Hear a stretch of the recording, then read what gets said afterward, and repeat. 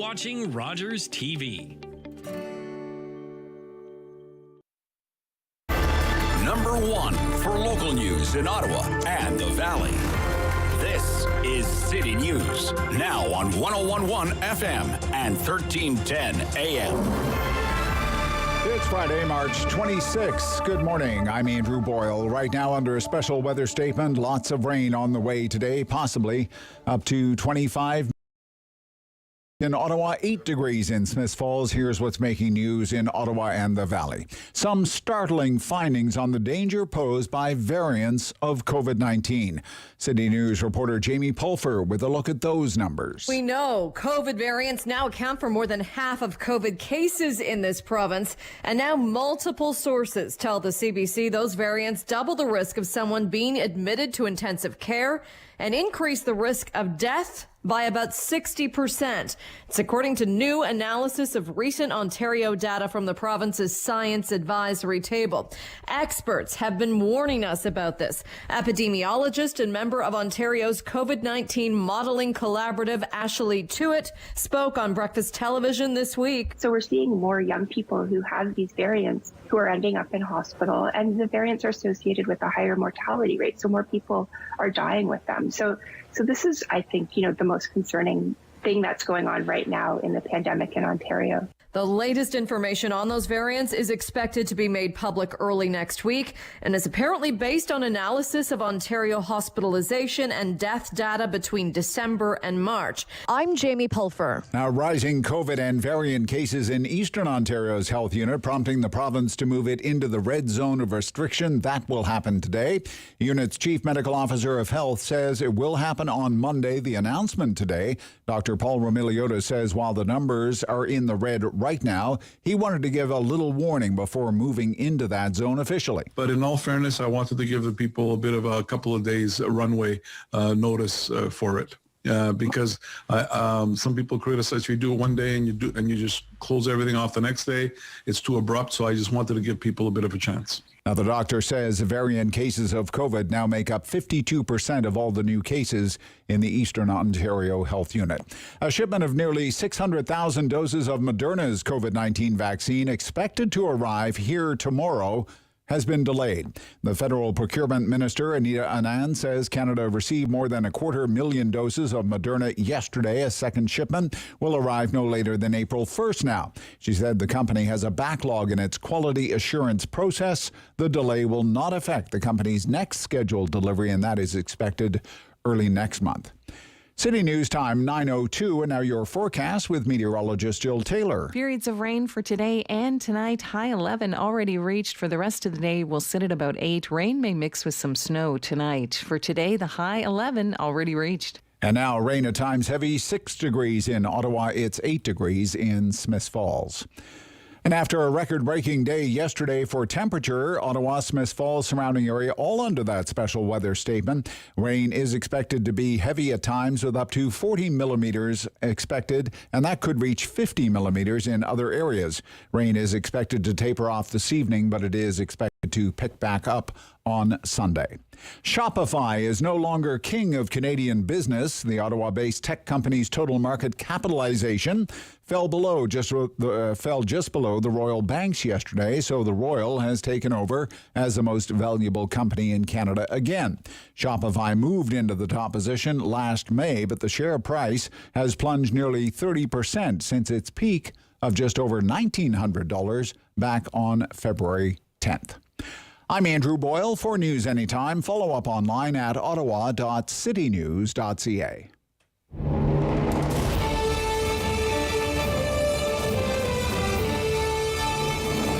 Good, bad, or complicated. There's no news in Ottawa and the Valley he won't talk about. It's the Rob Snow Show on Rogers TV and City News. 101.1 FM and 1310 AM. Friday. We made it. Too bad the weekend weather doesn't look better. I'd gladly give up a few sunny weekdays for some better weekend weather, but nevertheless, good morning.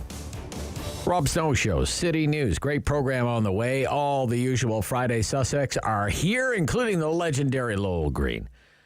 I was in touch with him yesterday. He wants to get into why so few workers in long-term care are vaccinated. Workers in long-term care. Growing story in Ottawa this week. Been a story all week. Yeah, all kinds of reporters are sniffing around on that one. And I mean, it's fabulous what's been done in vaccinating the residents. But what about the staff in long-term care?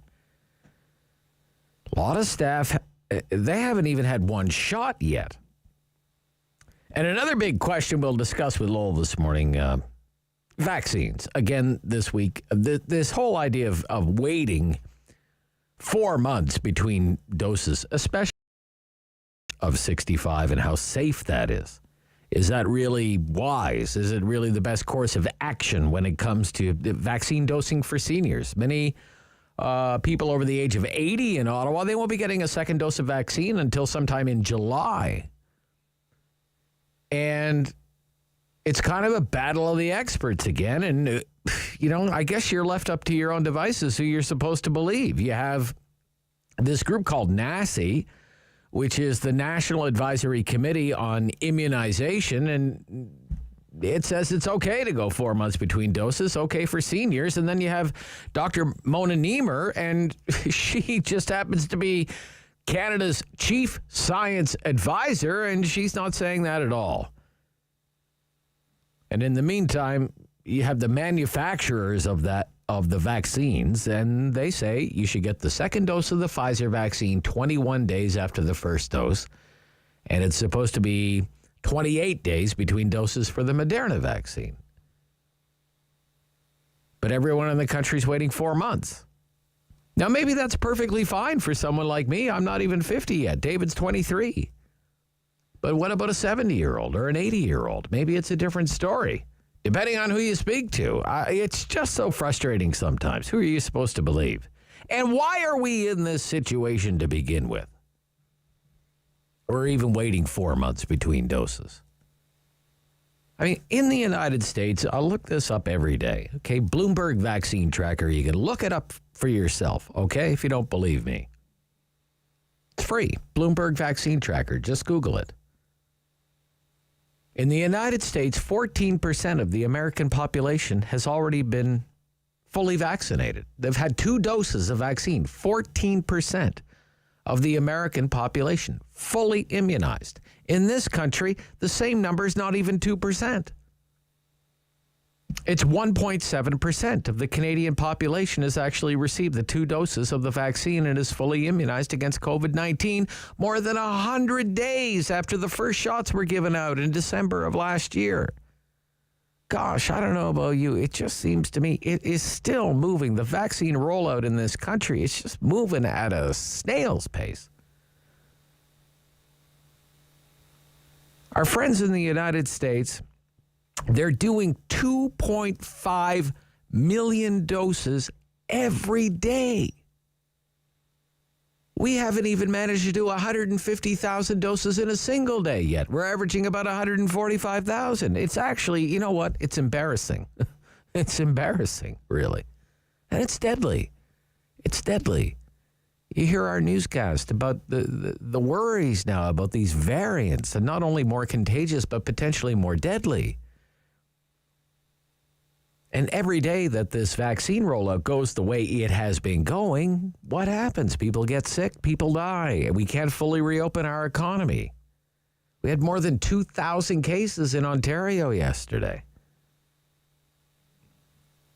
Meantime, the Prime Minister stands there and his cabinet ministers stand there, and what are they obsessed about? Oh, they're patting themselves on the back because they won a big court case over the carbon tax. Well, good for you and congratulations. Enjoy your victory lap. Yeah, we'll get into all of this with Lowell. My good friend and news hound, Pierre Bourque, Bourque Newswatch, he's back. We'll go over what was a very busy week in the news business. And I guess if you're Justin Trudeau, sure, you had a good week. You won at the Supreme Court. Okay, you get to keep pretending that your government is fighting climate change. It's a charade, ladies and gentlemen. This government has been there for 5.5 years, has never hit a single target on climate change. Okay? 5.5 years, never hit a single climate target in 5.5 years. But they really mean it this time. Yet, meantime, the Conservatives are running out of feet to shoot. And the Auditor General's report came out yesterday. We have an Auditor General in this country isn't all that concerned about $500 million worth of fraudulent CERB claims. You know, I remember there was a time, wasn't there, when $500 million was a lot of money? I guess those were the good old days, I guess. We'll get into all the political headlines with Pierre. It was budget week in the province of Ontario. I had a chance to interview Ontario's Minister of Finance this morning, Peter Bethlenfalvy, his name. Many questions for him. We'll play that interview a little later in the program, and we'll gather some more political reaction to the Ontario budget. We'll be joined by our panel of MPPs, do the Queen's Park Week in Review. Steve Warne will join us. We'll talk Sens hockey. I think the Senators are looking better lately. I know they lost last night, but it was still a good game, and I'm liking the way the Sens are playing. Better days ahead for our hockey team, I think. And during the Talkback Hour, it's Friday, we'll do the Friday Free-for-All. So, Friday Free-for-All, we talk about just about any topic that's in the news, or a topic that you think should be in the news. We do it every morning between 10 and 11 o'clock, 750-1310. That's our Carl-in line, 750-1310, 613-750-1310. You can drop me an email, therobsnowshow@ottawa.citynews.ca, therobsnowshow@ottawa.citynews.ca. I have some topics, but if they're not your topics, I'll throw out my topics. We'll talk about your topics. You pick it, we roll with it. That's how we do things on a Friday here on The Rob Snow Show on City News.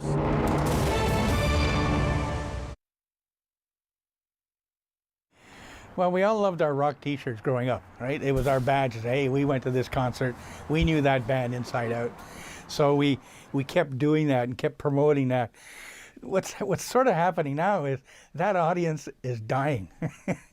I always say the earth is flat. So the 60s rockers are falling off the end of the earth. So you don't see as big a sales anymore because my audience is disappearing. What's sort of helping to promote that history is the kids are buying vinyl. And luckily we have a vinyl shop in the neighborhood here, a record center. So what's happening is I've seen kids come in with their dad. And the dad say, hey, do you have any Beatles shirts? Do you have any CBGB? Do you have any of this? I said, well, why? He said, well, because my daughter's into it. She's wearing my T-shirt. So slowly it's coming back, right? The kids are, I think, getting fed up with the generic music that's out there. And they want to click into something that, first of all, links them to their parents, something that they thoroughly enjoy now, and maybe they're passing it on to their grandkids. Pandemic has been a couple of things, definitely hard on everybody. So much messaging that's out there that people don't understand, stats that every day, Jesus Murphy, like I'm getting a headache just reading this stuff, right? So really it was just trying to understand where we were going to go from there. The city of Ottawa all of a sudden said, everybody's got to wear a mask. You got to wear it on the bus. People were scrambling, okay? And I had, the store next door had really big windows, so I just flooded the window with masks. Well, that was the activity that saved the business. People were coming in buying 2, 3, 4 masks at a time at $20 a pop. But my masks were so different. They were the Rolling Stones, the Beatles, Queen, all the pop culture. Everything else out there was medical masks. And right, so people said, oh, I don't want to do that. I want to show my rock and roll. So it became the new T-shirt as far as I'm concerned. Well, what I've done, I'm Hintonburg. I'm now at 1114A Wellington Street, which is next door to the Fab Gear store. And the reason I've changed names, I've rebranded the store, is because I was planning on retiring. And in December, I go, oh, I'm not going to retire. But I've committed to changing what the store is about. So I came up with a new name, Fab Gear's Rock Shop, where legends are dressed. And essentially get that message out. I prefer, if the shirt don't fit, you come in, you try another one on. People like to feel the fabrics with clothing. It's amazing. Y'all come in and go, oh, I love that. Oh, can I try this? So that's the big difference. I'm not out to make a gazillion dollars. I stick the way I am, old school. I take cash, we take cards. come on in and talk to the owner.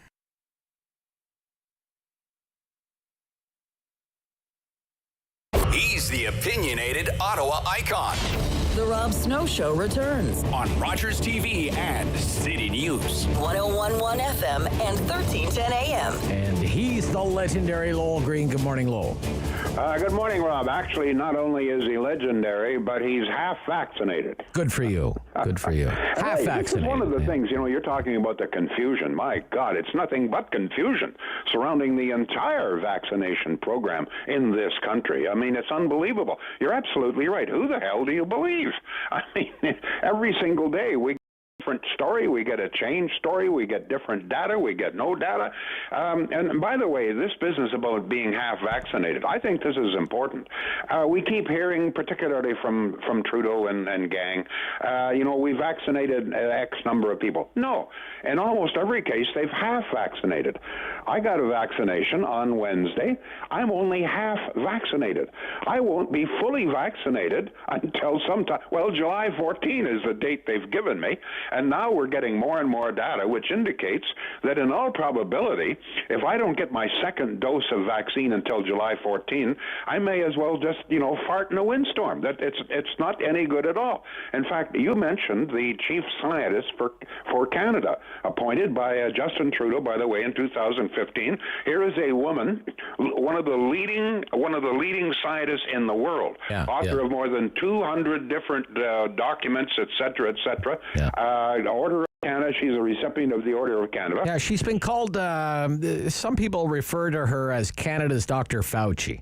Yeah, and she says unequivocally that all of the data that she has seen indicates that particularly for seniors and those whose immune system is compromised, cancer patients, etc., that they are at far too greater risk if we delay for 4 months. In fact, she quotes a UK study of cancer patients, which is very scary.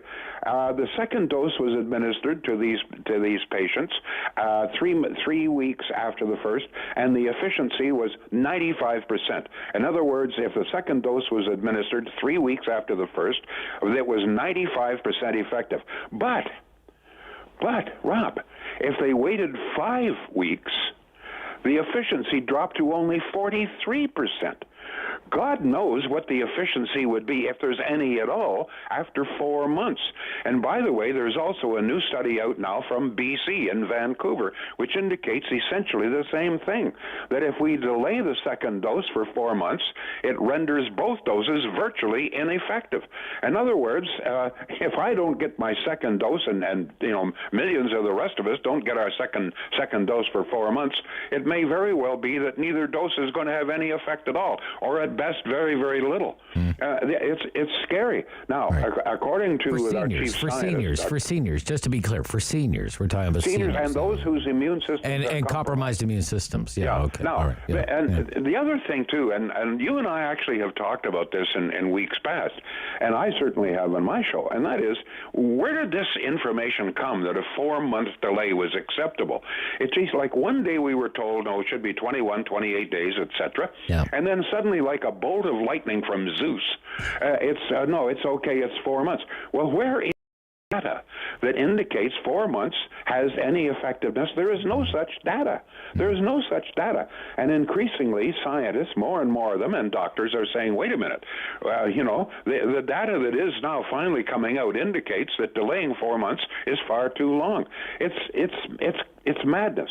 Now, I want to point out something else. Then why are we doing it then? Yeah, precisely. Right. Well, why are we even in this position where we're doing this? Well, we know why we're doing it, so that Trudeau, come his June election, can say, well, we've got 30 or 40% of the population vaccinated, when in fact it will be half vaccinated. And in fact, it may not be vaccinated at all if there's still this 4-month delay. Right. Now, there's some indication that they may have to change and shorten up the delay system. I mean, as more and more data comes out, as far as I'm concerned, in fact, our chief scientist said that in all probability this is now being reviewed by health authorities here, and they will have to change it, which means that there will be another change in all of this. Yeah. And God knows what kind of screw-ups with that. Sure, which is great for confidence, right? You know, if you keep changing it, it erodes confidence. Right? It's the same thing with masks. Already, there's a great deal of skepticism already. Oh, yeah. Now, one of the things, too, and you've talked about this, is that we are finding that particularly with the variants, younger and younger people are falling ill. In fact, I just checked yesterday, the average age of new infections in Ottawa is 35. The danger area now no longer are seniors, because many of us have been half vaccinated, which protects us for a while anyway. But now the danger age is 17 to 40. And not only that, as you heard on your newscast, many of those now falling ill are much iller, much sicker, and are requiring hospital. And in fact, the mortality rate is going up with all of these new variants. So we had better start bloody well paying better attention here, believe me. And that, by the way, is not just the health authorities, but everybody else who doesn't think you have to wear a mask, distance, etc. Now, let me deal with I only have a few minutes. No, lots of time. I gave you lots of time today, so go ahead. Let me deal with this other issue that's very disconcerting. According to a study published yesterday by the CBC, the average number of people working in long-term care in this city, the average number of people vaccinated, 61%. Which means that about 40% on average, 40% of all workers in long-term care are not vaccinated. The worst case apparently is the Madonna home care or community care home in Orleans, where only 51% of workers there have been vaccinated. This is driving patients crazy. It's driving parents crazy. What happens is increasingly these workers are falling ill with COVID.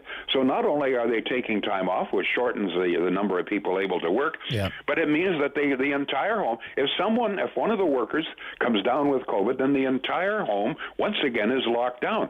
So we have the same scenario today that we had a year ago, with poor senior citizens already terribly abused. We know it's been happening in long-term care, and once again locked in their bloody rooms because workers refuse to get vaccinated. Now, I lay a lot of blame here at our health authorities in this city. They have known for some time that this is going on. This is not news to them. This is not novel. Why they have not gone into every one of these homes with a solid education program beats the heck out of me.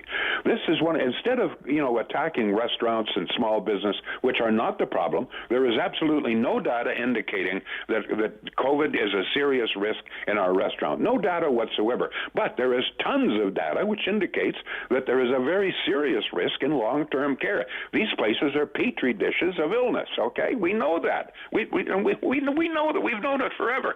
So why have not health authorities gone into each one of these homes, held assemblies of all of the workers, doing their very best to educate them as to the dangers of not being vaccinated, the benefits of being vaccinated, et cetera, et cetera? I am sure that many of these people, there's a language problem in some cases, there is perhaps an education problem in others, but whatever it is, I think in many cases they simply don't understand the significance of getting vaccinated. So instead of bugging the damn restaurant, go into the long-term care and educate the workers there. For God's sake, cannot anybody use their common sense, their brain in this town? It beats the heck out of me, Rob. It really is. No, it's a big issue. It's a big issue. Now we hear some people say, well, if all of the patients, all of the residents are vaccinated, what's the problem? The problem is that if one worker falls ill with COVID, the entire building is shut down. No more visitors. They're stuck in their homes again with their noses pressed against the window, waving at a distant relative out in the parking lot, which is what they were doing a year ago. In some cases, some of the parents and loved ones of these people are absolutely livid with rage and say you're doing to them exactly what you've been doing for a year now. For God's sake, make sure that the workers, now we may have to go to a situation, I don't like forcing people, but it seems to me that if we can tell children that you cannot go to school, with rare exceptions, unless you have been vaccinated, we should be able to do the same thing with workers who are working with seniors, people with high immune risk, etc. I've already made my position known on that. I think you make it you have to make it a condition of your employment if you're in that environment. Well, I think the first thing that should be done is an education program. I firmly believe that if they went in and did some proper training, maybe with PowerPoint, whatever the hell it is, that I bet you that this problem would mostly evaporate. That once people understand the necessity of this, excuse me, what they are doing, the risks that they are presenting to the patients, I think most of these workers would voluntarily take the vaccine. At least we should give it a try. But to simply ignore the problem, as we've been ignoring the problem in our long-term care for over a year, I think is reprehensible, and I do not understand it. Leave the damn restaurants alone. Leave the flower shops alone. Leave the bookstores alone. They're not the problem. Long-term care, Rob, is the problem, and we all know it. Okay. Now, when you heard that the Supreme Court ruled yesterday that Justin Trudeau's carbon tax is constitutional, did you do a little victory dance around the Coupe de Carpe? It's wonderful news. I let my pigeons out yesterday, and they just really, really appreciated it. I'm sure they were the only ones of a conservative bent who appreciate it. The whole thing is so ridiculous. At a time like this, with rising COVID rates, rising mortality rates, almost no vaccines, etc., we're still worried about bloody climate change. I mean, 1.6% of all of the world's so-called pollution occurs here in Canada. I mean, oh my God, I have no idea why this is what is why is this sucking up so much news? But nevertheless, what do you think about this idea that the Conservatives are never going to get anywhere unless they embrace a carbon tax and really come around to the modern way of thinking and get on the climate to me, the ban. modern way of thinking is removing CO2 from the atmosphere, which we know do it very successfully, and treating it. There's a good, to me, I don't think we're looking at modern science. I don't think anybody in this country is really looking at this from a modern science point of view. I don't think the answer is to shut down industry. I think the answer is to take the CO2 out of the air, either store it or convert it into something useful or benign. This is, MIT has a good deal of experimentation underway, and they feel that it's not that far from a time when we can take CO2 out of the air and convert it into a fuel, a useful fuel with no emissions. So I don't understand why, they're talking about, the tax is the only way. I'd like to see the proof that the tax in any place has helped. I mean, we continue to increase. And by the way, on April 1st, as you know, the carbon tax goes up again. Yeah. It's going to cost us more for a liter of gasoline. Yeah. But where is the evidence, for example, that we are driving less or we are driving smaller vehicles? 70% of all the vehicles sold in Canada. Well, they keep telling us emissions keep going up, that we have a climate emergency and the planet is as hot as it's ever been. Yeah, but I mean, it's not working. It's not forcing us to drive smaller vehicles. Last year, 70% of all new vehicles bought in Canada were either SUVs or pickup trucks. The most popular vehicle being sold are pickup trucks. Yeah. It's not working. Okay. Where is the evidence that it's working? And by the way, where's the evidence that it needs to work in this country? I mean, 1.6% of all of the world. If we wiped out manufacturing and reduced our emissions to absolutely zero, which would essentially put us back into the Stone Age, if we did that, what we had saved here would be made up in about 4 days in China with one of the coal plants. Yeah, but, we'd feel better. Okay, got to talk to you next week. I hope so. All right, thanks, Lowell. So. Thanks. The half-vaccinated. Don't forget, folks, you're not vaccinated till you've had the second shot. It's not. We haven't been vaccinated. We have been half vaccinated. All right. Good Bye-bye. morning. Thank you, Lowell Green. Pierre Bourque after the news on City News.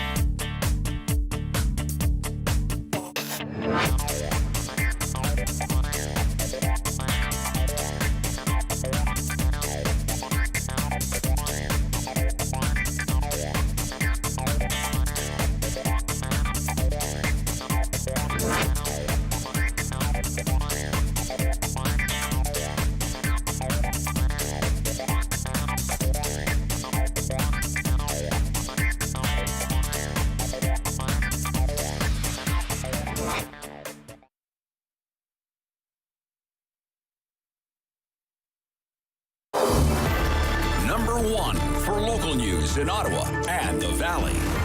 This is City News, now on 101.1 FM and 1310 AM.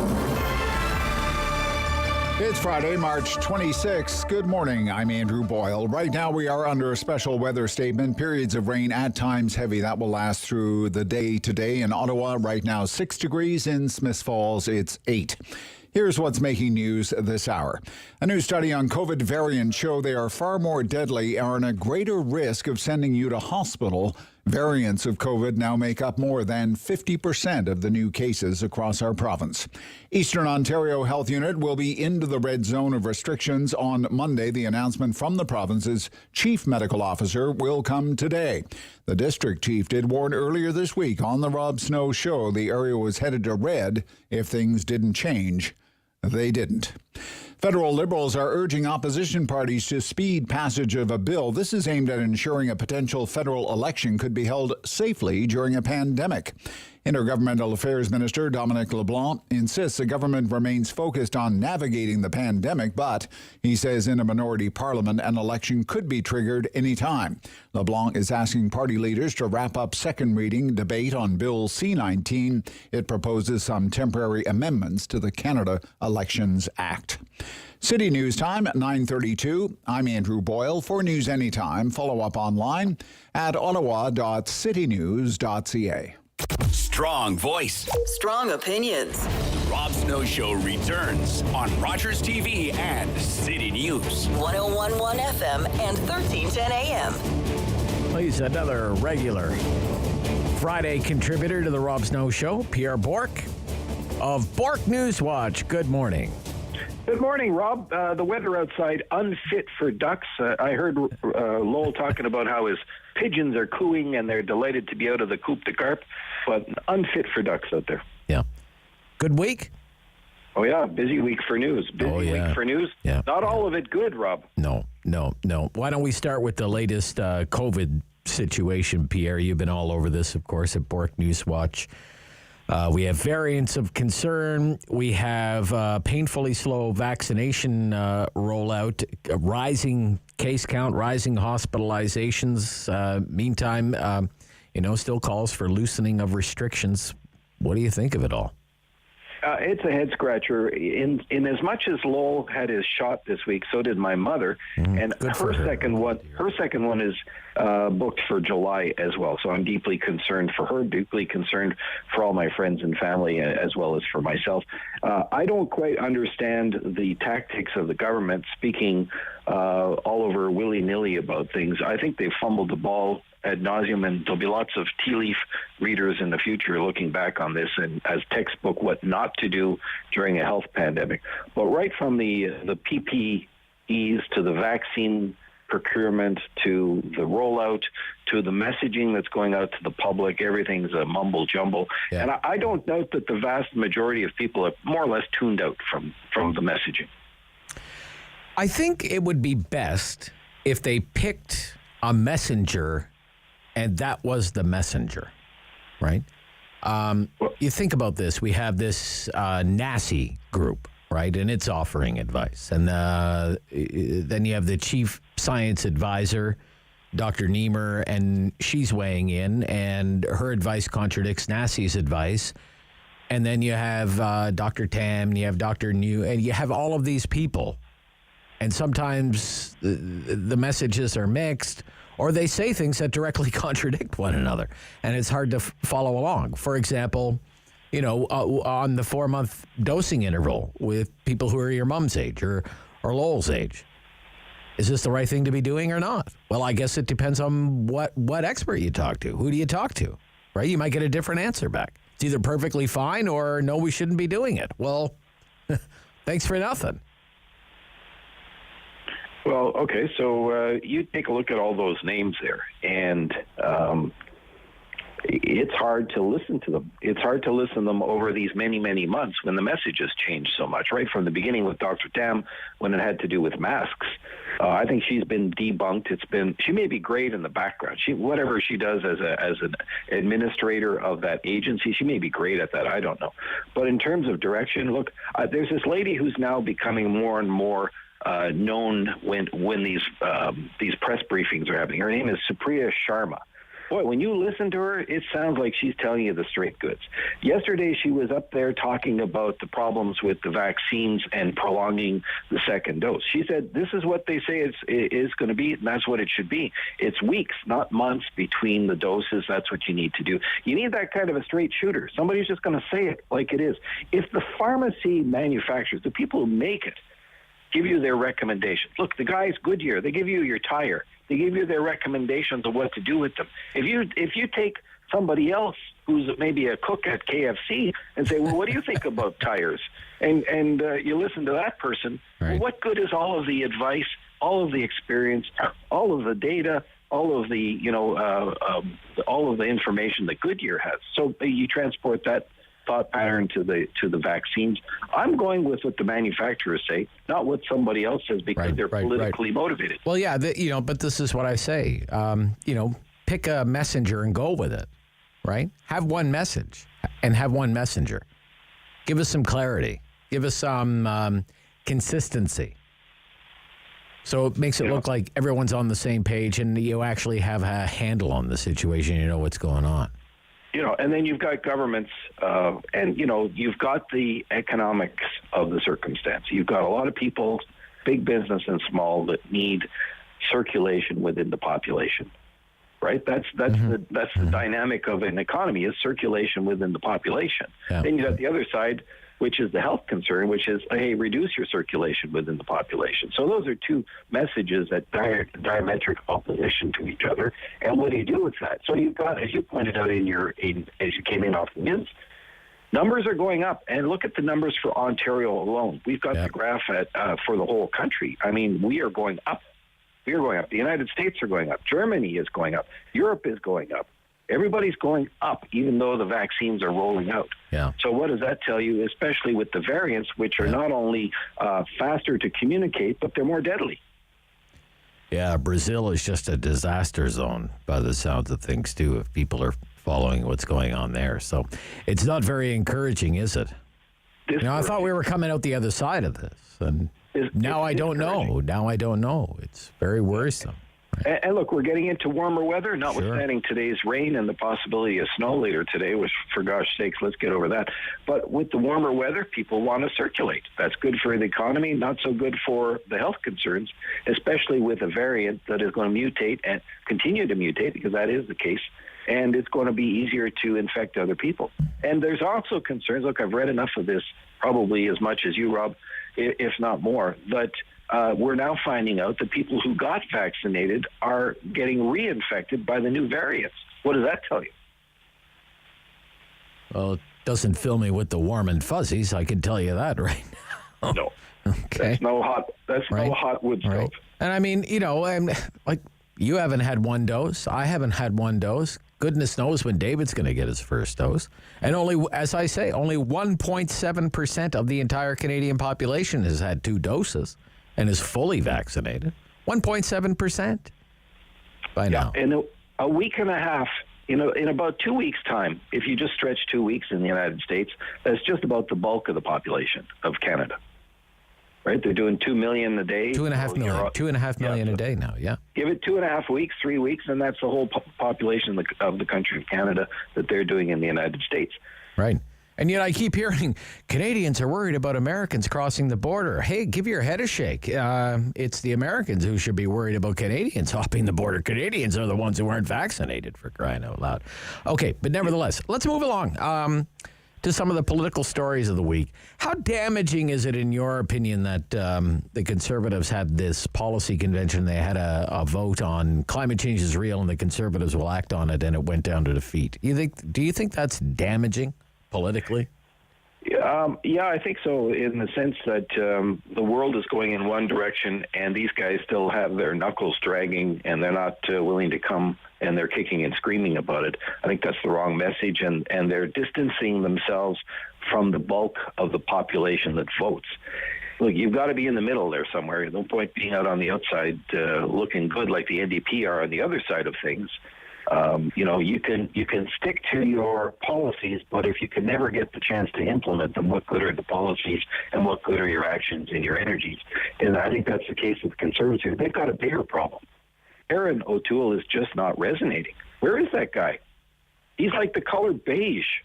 It's not like there's a shortage of issues to be screaming the meanies. Well, he's a nice shade of blue. People are just wondering what shade of blue is he, I guess. So.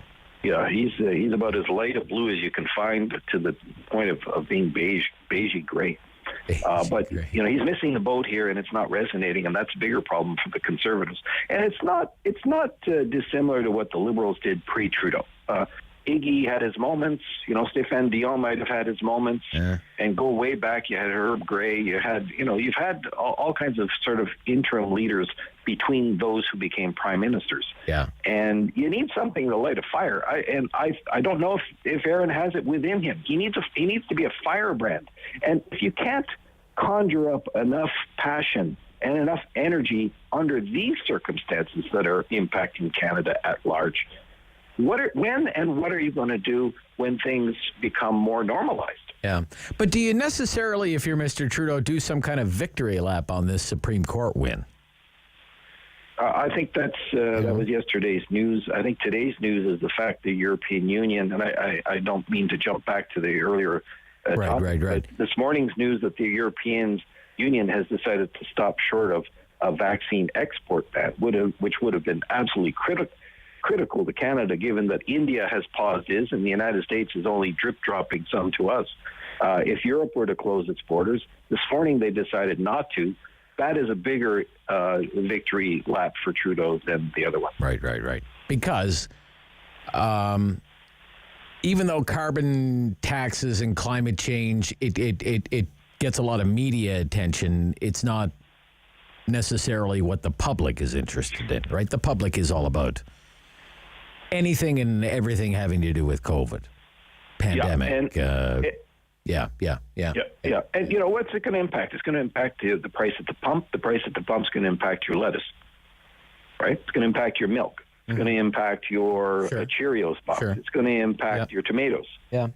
So that's great. Carbon and Wilkinson, the minister, was doing his victory lap yesterday, and talking about how, the bulk of Canadians are going to actually be subsidized. Well, that's a government speak, and that's bureaucracy, and really it's government that's going to grow itself and ingratiate itself and get fat on taxes. But, at the end of the day, every single thing that you buy that has to be trucked in, and I don't just trucked in from outside the country, trucked in from Suntech, the tomato place. Well, I mean, some of it might be stuck in the Suez Canal right now. Yeah. Oh my God, Rob! What a disaster! What a story that is. I mean, and you know what? I can't take my eyes off it. It's so darn interesting. How are they going to get that ship out of there? Unbelievable. There are literally 150, 170 ships that are backed up behind that, waiting to get through. It's kind of like a blood clot. That ship is it's a narrowed artery with a clot in the middle of it. Yeah. Yep, exactly. And is it not interesting that the economy of the world can be impacted by just one ship that way? Yeah. One ship at one location. Yeah. It's incredible and it's massive. Like you're looking at these pieces of heavy equipment, right? That if a person was standing next to them, they would be small next to the bulldozers and the earth movers and everything else. And yet next to this cargo ship, they look like dinky toys. Yep, it's unbelievable. I don't know. They're saying weeks. It could be closed for weeks. Yeah. And is it $9 billion a year? $9 billion a day. Yeah, a day. Yeah, I can't take my eyes off it. It's just fascinating to watch. The engineering prowess that it's going to take to get that thing out of there is incredible. They said, well, I heard an interview this morning, can you offload the cargo from the container to make the ship lighter? And they said, it's so big and tall, this ship, that the the cranes needed, they only have them in 2 or 3 ports around the world. Like you would have to bring them in from Rotterdam or something just to unload the container ships off of that ship. Yeah, and that would take weeks to disassemble and weeks to assemble. Oh, yeah. And they wouldn't have the footing for them below. Unbelievable, remarkable. Yeah, amazing story. Big plans for the weekend? Probably some binge watching, given the weather, I guess. Yeah, I'm getting. I heard that Billions has resumed filming. Oh, and that's one of my favorite shows. Yeah, I like that show. That's a good one. Yeah. So I'll probably go back and watch the last couple of years of it just to ramp up towards it. Yeah, that's a very good one. Yeah, Paul Giamatti is really good in that. All right, Pierre, have a great weekend. Thank you. Same to you. Talk to you soon. Pierre Bourque of Bourque Newswatch. Coming up next, he's the chair of the Ottawa Board of Health, and he's the city councillor for Knoxdale, Maryvale Ward. We will talk about Ottawa's vaccine supply. Are we being shortchanged? Keith Egli is our guest on City News.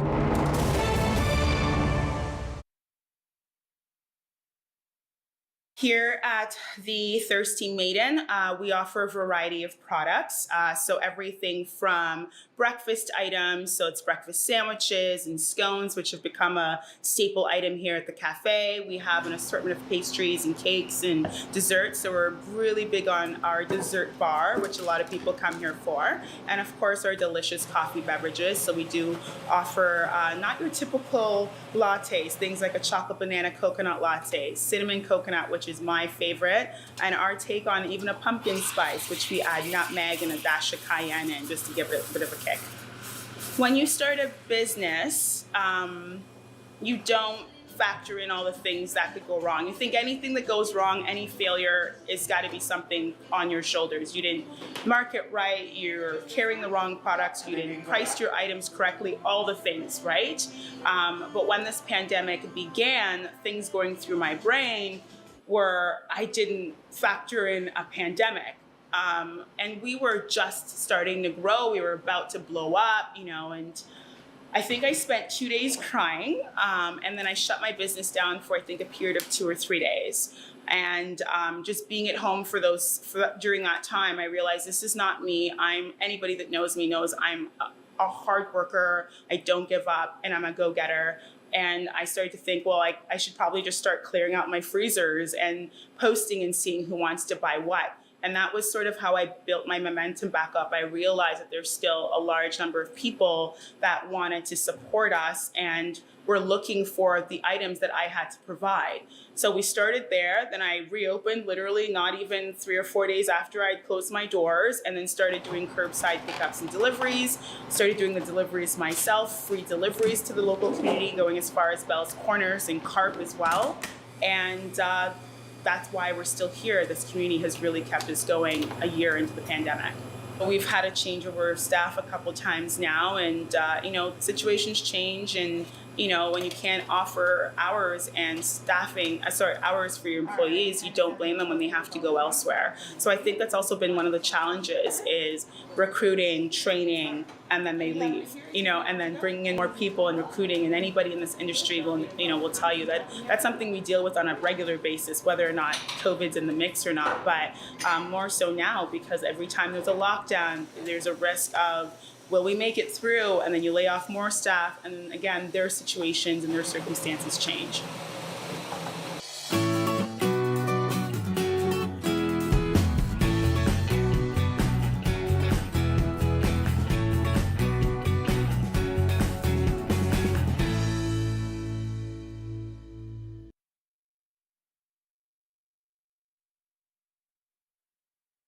Changing.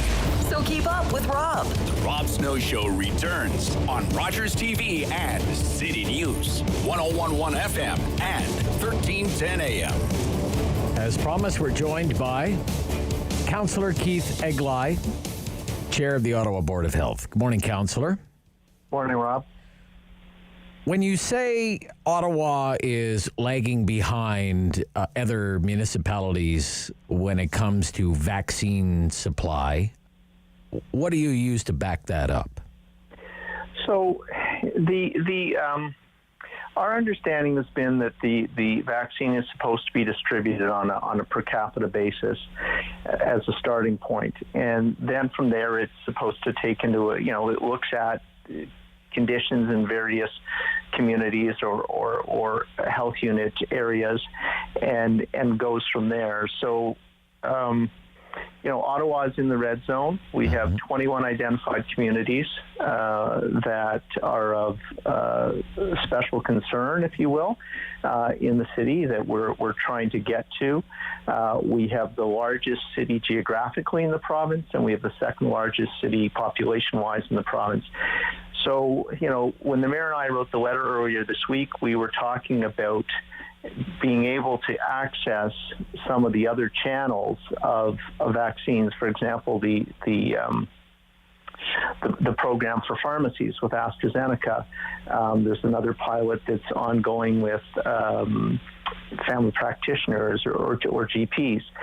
So we see no reason why Ottawa shouldn't be part of those things, because those distributions, as we understand it, are over and above what's supposed to be the per capita distribution. And we understand that, as again, there are situations in the province, which are in red or have worse situations going on than others.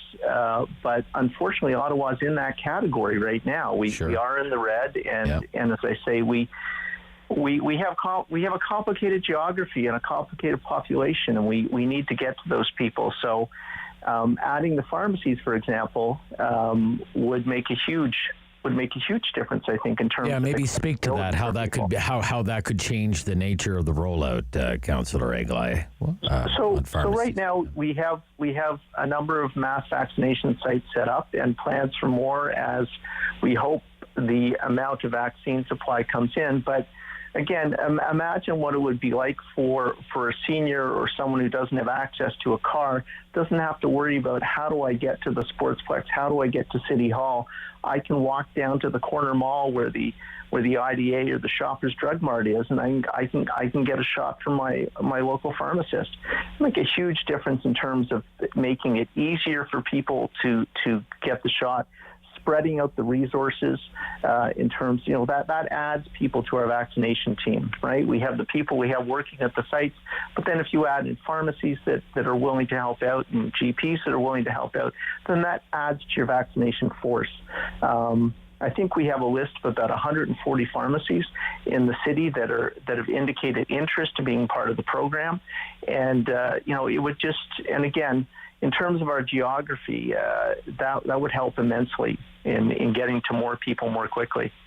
So, if I'm hearing you correctly, and correct me if I'm wrong, but it's both. It could be both a supply issue that we're not getting, say, the quota you think we should be getting on a per capita basis, but also there are some logistical things that need to be sorted out here when it comes to pharmacies and the ability, especially given, as you say, the huge geographic size of Ottawa, 2,800 square kilometers or something like that. And we know anecdotally, for example, Rob, that people from Ottawa are traveling down to Kingston. To access vaccines in their pharmacies.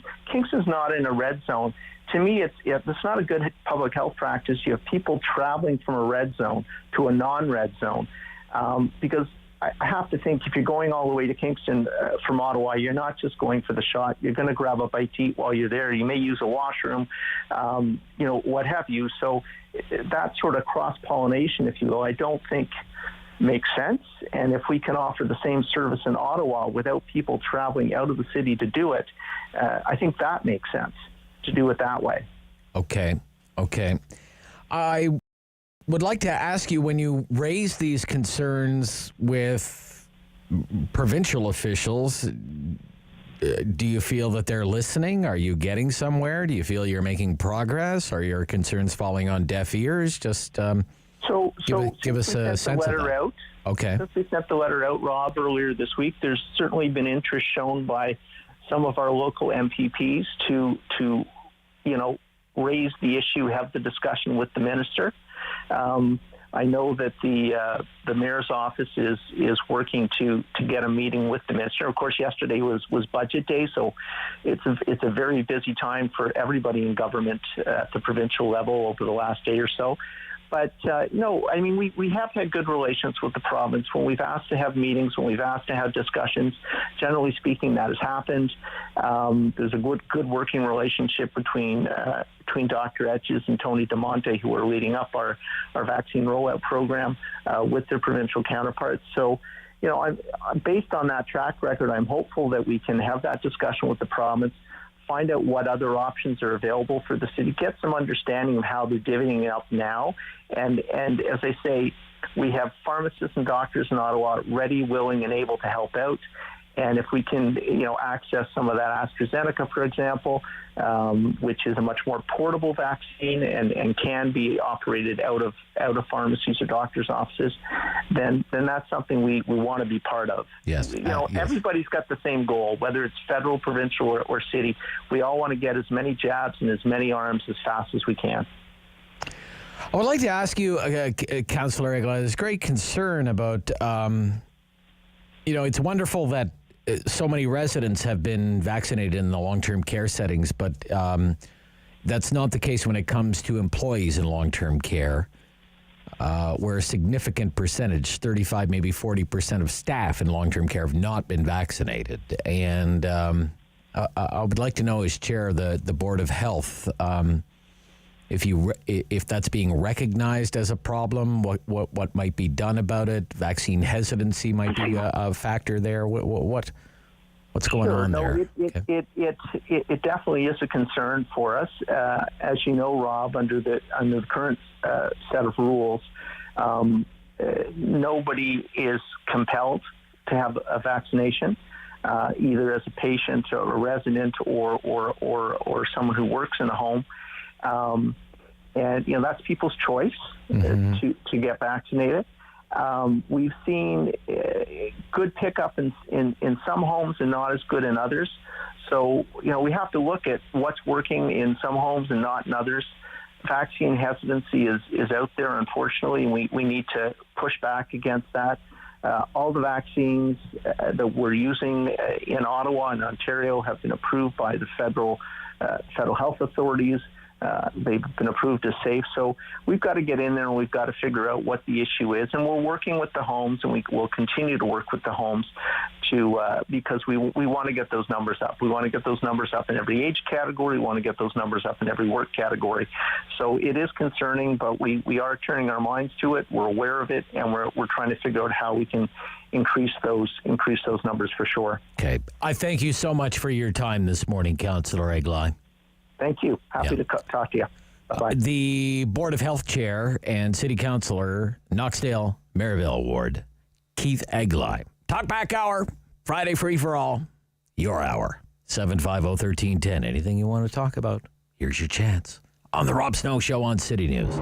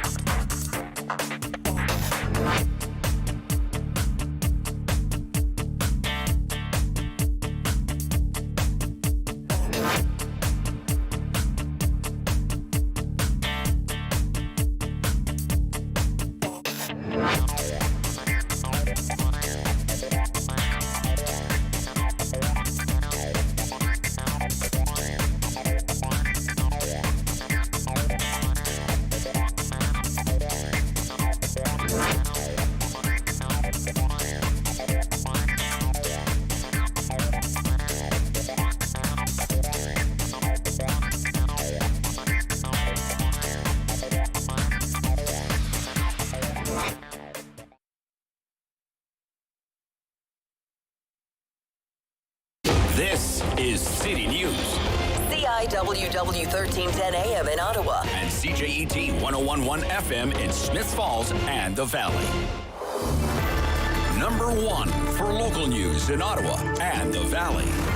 This is City News, now on 1011 FM and 1310 AM.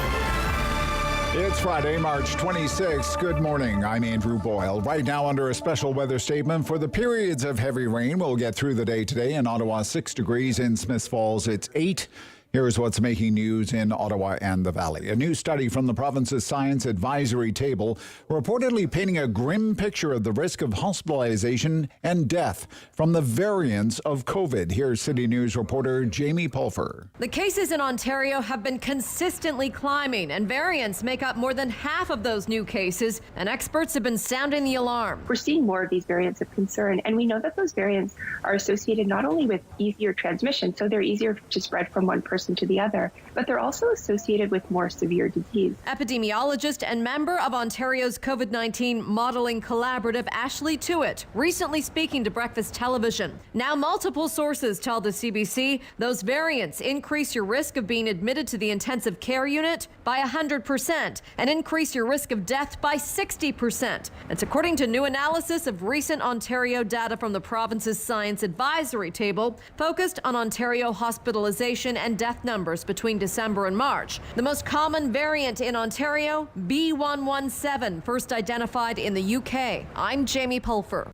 City News Time, 10:02. Federal health officials are set to provide an update this morning on where our country is headed in this pandemic. Here's City News Parliament Hill reporter Cormac McSweeney. The new modeling will be released in about a half an hour by Chief Public Health Officer Dr. Theresa Tam, who has been warning for days that the spread of COVID variants is troubling and our country is trending in the wrong direction. Officials have also been sounding the alarm about easing COVID-19 restrictions too quickly. In fact, earlier this week, Dr. Tam noted that case counts rose 15% compared to the week before that. On Wednesday, we had more than 6,200 variant cases, with 90% of those the B117 variant first found in the United Kingdom. So far in the pandemic, Canada has seen more than 950,000 COVID cases and close to 22,800 deaths. Cormac McSweeney, Parliament Hill. City News Time, 10:03. Now your forecast with meteorologist Jill Taylor. Periods of rain for today and tonight. High 11 already reached. For the rest of the day, we'll sit at about 8. Rain may mix with some snow tonight. For today, the high 11 already reached. And right now in Ottawa, 6 degrees. In Smith Falls, it's 8. Crews with the Ottawa Fire Service remain on scene in the East End after a clandestine drug lab was found after a fire. They responded to the blaze on Renault Road Tuesday morning. Crews are still there today. Ongoing operations include testing for air quality and decontamination efforts as well for investigators inside. Now, crews say the lab used a number of chemicals that could pose a risk to public safety. I'm Andrew Boyle. For News Anytime, follow up online at ottawa.citynews.ca. Talk back. Hello. On the Rob Snow Show. The phone lines are open at 613-750-1310. Now, the Rob Snow Show continues. It's the Friday free-for-all. We don't pick the topics. We have some topics, but we don't pick them. You pick them, and then we roll at it. 750-1310, 750-1310, 613-750-1310. Let's see, 1, 2, 3, 4. Let's see, 3 lines available for you there. Right there. Okay, let's get right into it. Some people have called already. You don't need to hear from me. Let's hear from our callers. Cameron, downtown. Good morning, Cameron. Good morning, Rob Snow. It's been a while. How are you? Yes, very good to hear from you this morning, Cameron. What's on your mind this morning, buddy? Thank you. I'm going to say about 3 months ago, I received a package in the mail from Pension Canada. I used to be a contractor for the government. I've accumulated a very tiny pension, and they've offered in the package, they said there's an amount there of about, I think it was $3,100 or so. Mm-hmm. They said you could opt to cash that out. So I called the pay center to expedite the process. And I said, here's my banking information. And yes, I would like to cash that out in one shot. I understand I'll be taxed. It's all good. Yeah. So a month or so goes by, nothing, after it was supposed to take, about 30 days. So then I called, and they said, we stalled it because the amount is under review. I'm like, why is it under review? You sent me a letter. You sent it to me, right? Yeah. You sent it to me saying I can cash that amount, that it was not subject to review or anything. But now you're saying it is. Okay, so here goes the runaround. I rolled my eyes so far back in my head, I looked like Stevie Wonder for a second. So I just couldn't believe what they were doing there for over $3,000. Right. How they nickel and dime you. So then they said, well, about half of that has to be reviewed by the pay center, and that smells like disaster right there. They said we're going to escalate it, and we're going to escalate with the pay center, and we're going to get back to you when we hear something. I've heard this from a few people now. This is a term now that when you're in contact with the government, say you've got a question about EI, or you've got a question about whatever the CERB is called now, Canada Recovery Benefit or whatever, right? They're going to escalate you. Which means you're on the we're putting you on the fast track. Yes, sir. Yes, sir. Or yes, ma'am. Yes, ma'am. We're going to escalate you. Rob, they haven't done anything. Well, yeah, that's it. And then you call back, and apparently what they have varying degrees of escalation. Okay, we're going to escalate you to the next level. And then you call back the next week, and you're escalated to a next level when you have to wonder after 5 weeks of this if you were escalated at all. They're never going to be held accountable for delaying the money that people need. Yeah. And when you say to them, how can you guys nickel and dime us right now for $1,100? I'm not going to die if I don't have it. Right. It could sure help. And then they say, well, it's $1,100. What does that mean? Well, there's bigger amounts out there that are more. Oh, no way! You just said something like that. Like it's not that urgent. Right. So but it would help you, Cameron, and I can imagine it's very frustrating. Yeah. The pay center says an agent's going to call you back. They never do. I mean, who's going to make them accountable? So basically, my $1,100, I'll never get it, Rob. Thank you so much. All right. Justin, good luck, Cameron. Thank you. Together. Yeah. Good luck. Yeah. I don't know if you've heard about this. Escalate. This is one of the new words now. Yes, sir. We're going to escalate your file. You're escalated now. If you're on the phone with Service Canada, escalate. Be prepared to be told that you're going to be escalated. Roger. Good morning, Roger. Good morning, Rob. Yes, sir.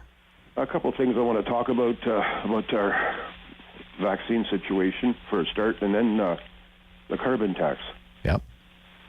Well, I'm not surprised at what's going on with the vaccines. I mean, we're not in good hands. We haven't been since day one. We had we all know about last year where all the emergency supplies that were set up since SARS, they were all out the window. And should I be stressed out? Yeah, I'm kind of stressed out, Rob. I'm 66 years old. And after a year and a half, I finally got a chance to see a dermatologist, find out a few things there, like patches on my forehead and my lip, start of skin cancer. I was very grateful to see him. And then I told him about a little bit of history about having all these septic ulcers for the last 2 years and why I'm getting them. Well, everybody's born with has staph bacteria on them, and about 38% of the population. Roger? Oh. I think that may have been some thunder by the sounds of things, maybe. Roger, call me back and we can pick it up. You won't have to wait in line, if that's okay.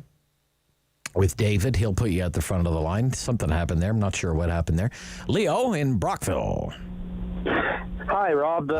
Just calling today just to discuss it's about also the vaccine rollout and stuff like that. Sure. Yep.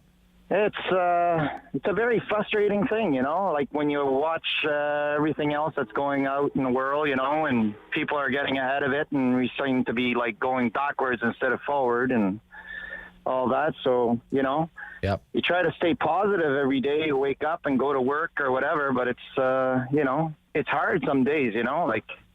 Well, you know, the whole scenario. You're not supposed to covet what other people have, right? It's right. It's right there. Do not covet. But when you read a news story, for example, if you're 16 years old now in the state of Georgia in the United States, you can get a vaccine if you're 16 years old. That's how far ahead of Canada they are. Well, in some places, if you're in Canada, if you're 75, you haven't even had one dose yet. So. Yeah, exactly. Yeah. And this thing about you were talking this morning there about the 4 month intervals between the first and second dose. Yes. Is there anybody else in the world that's doing this right now? Well, are we the only country in the world that's doing this? I don't know if we're the only country in the world. In the UK, they are spreading them out 12 weeks apart, so 3 months. 3 months. But right? in the UK, 43% of their population has received at least one dose. 43%, right? In Canada, it's only 11% of the population has received one 11%. dose. See, I suppose you could justify giving just one dose and then waiting so many weeks in between. In the UK, say 3 months. But look how far ahead of Canada they are. 43% of their population has at least had one dose, right? Yeah, and that's positive, for them. Sure, when they look at the numbers, they know they're going in the right direction, even though they have the variant. Yeah. Yeah. But here, when we see our case count keeps climbing week by week, it doesn't look positive for us. It looks like where are we heading? Even the experts are probably a little confused where we're heading right now. Well, see, this is another part of the frustration is the confusing messaging that we're getting. On doses for seniors. Yeah. This 4 month interval, is it safe or isn't it safe? You got this expert organization says it's safe. Yeah. This expert says don't do it. Well, gosh, who are you supposed to believe? Exactly. Very frustrating, right? CDC have never done a report on this, they have never done an actual study on it. You know what I mean? Like to say, well, yes, people that are 60 age, the age of 60 or over, it's okay. You can go 4 months apart on the dosage. It's safe.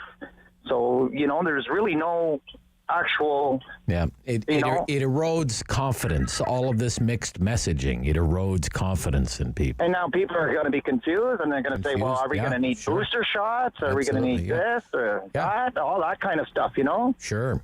Yeah. Yeah. So I'm right there with you, Leo. Thank you, sir. Okay. Roger's called back. Roger. Okay, Rob. Yes, sir. I just wanted to finish there. It's a bit of a personal thing, but I have to tell this, when I seen this dermatologist, we talked about my history, from when I was young. I was seeing a dermatologist for 9 years when I was young adolescent, and I was on medication for 9 years. And he told me there when I seen him about a month ago that the reason I'm getting these ulcers because I don't have an immune system. I lost it about 47 years ago. So should I be really concerned? Yes, I am, and I think my biggest concern right now is not so much about me. It's about what the heck's going on with this vaccine in this country in general. I think the reason I'm still around, Rob, is because I'm going to stay around as long as I can to get rid of this government for a start. Right. But then let's get something. I want to talk about the carbon tax and how it's affecting us and, of course, millions of other people. And we're on propane here. Our last propane bill about a month ago was about around $450. And out of that $450, there was $47.40 in carbon tax. And, of course, we know there's a GST on top of the carbon tax because, Rob, I wonder, I never played the stock market, but is there such thing as carbon tax stocks or in this country, maybe that's what we should invest in, carbon stocks, because that's the only way we're going to survive. Everybody heats with some type of energy. So more than 10% of your bill, easily more than 10% of your bill is just carbon tax, let alone tax. So I figure by the end of the year, if we're lucky, when we finish heating, it's probably going to cost us about between, say, $225 and maybe $250. Yeah. And then, so I don't know what that does to bring down our carbon footprint for a start. And then everything we purchase, and the farmers there, they use propane to dry grains and other seeds. Yeah. And then everything, is it a luxury, Rob, to heat and eat in this country now? I know in developing nations, unfortunately, it is for them. But I mean, when are we going to stop this insanity? Okay. Good luck to you, Roger. Well, good luck to everybody, Rob. Yeah, thank you. Thank you, sir. Yeah, bye-bye. Okay, 10:16. That's how we roll on the Friday free-for-all right there. You want to take part? 750-1310. This is the Rob Snow Show on City News.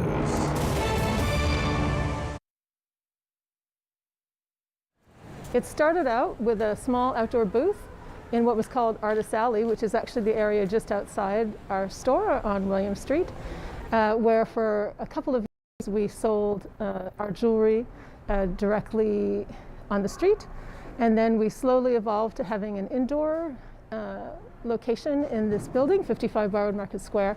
We then moved to another location in Place de Ville, and then moved back down here on Dalhousie Street at Irrigere in the 90s, and then back into this building in 2000 as a collection. I do a collection of jewelry called Cirque that's mainly beaded work with a combination of semi-precious and vintage beads. And then she does a hat collection called Fanfreluche that's all cut and sewn hats in a variety of fabrics and for all of the seasons of the year. We've curated and sourced the artisans that we represent in a lot of different ways over the years since it's been, since 1985. Some people come to us since we're known, and other artisans that we represent might recommend that they come and see us. Some people we find at craft shows, or we see their work, somebody wears it in, and we go and track it down and bring it. And then some people, interestingly, are with us in one medium, and then sometimes they evolve to another. They're all Canadian and mainly local. With the roughly 50 people that we have, I'd say more than half of those are Ottawa-Gatineau, and then the rest are from other cities in Canada, Montreal, Toronto, Vancouver, etc. If you can afford it, go to a small business and spend some money. It's lovely when you come in and, give me a pep talk and tell me how much you love this place and you've been coming here for years. But if you can afford it, please spend some money too, because all the pep talks in the world are not going to pay my rent, which is still full rent even when we're closed. Then secondly, if you can't afford to spend money, follow the businesses that you want to support on social media. Go to their Instagram, go to their Facebook, follow their Twitter, and then retweet, share their Facebook page, like and comment. Because if you can't afford to, as many of us can't right now, to do extra expenditures, doing all of those little things like that will raise the visibility of those small businesses, and hopefully for them result in some online or curbside or other business for them.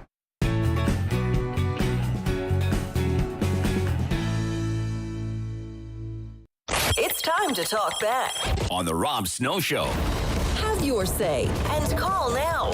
613-750-1310. Lois in Nepean. You're on City News. Good morning. Good morning, Rob. Hi, Lois. I want help to understand the carbon tax. All I know is it's a consumption tax, so everybody pays. Yep. And it won't show on the receipt. That's right. Yeah. So I've jotted down a couple of questions. Is the tax already on, and what is the percent now? Well, it's by the ton. If you can imagine a ton of carbon, it's, I don't know how they calculate that, but, apparently smart people can do that kind of thing. And it's $30 a ton. Oh. And April 1st, it will go up to $40 a ton. And eventually it will go all the way up to $170 a ton, even though Mr. Trudeau had said it would not go above $50 a ton. But nevertheless. Well, I was wondering if the carbon tax is on top of the HST tax. You pay tax on the carbon tax. Yes, you do. Tax on tax. Tax on tax. Yes, you do. Yes. When will the carbon tax end? You remember they said income tax was temporary, right, Lois? Yes. Back in, yeah. And will I receive a rebate check every They month? say, well, not every month. It will be part of your tax return. Oh. And if you get an income tax return from Canada Revenue Agency, you will get a rebate called the Climate Action Incentive, which is supposed to rebate, if not all of what you paid throughout the year in carbon tax, maybe even more, Lois.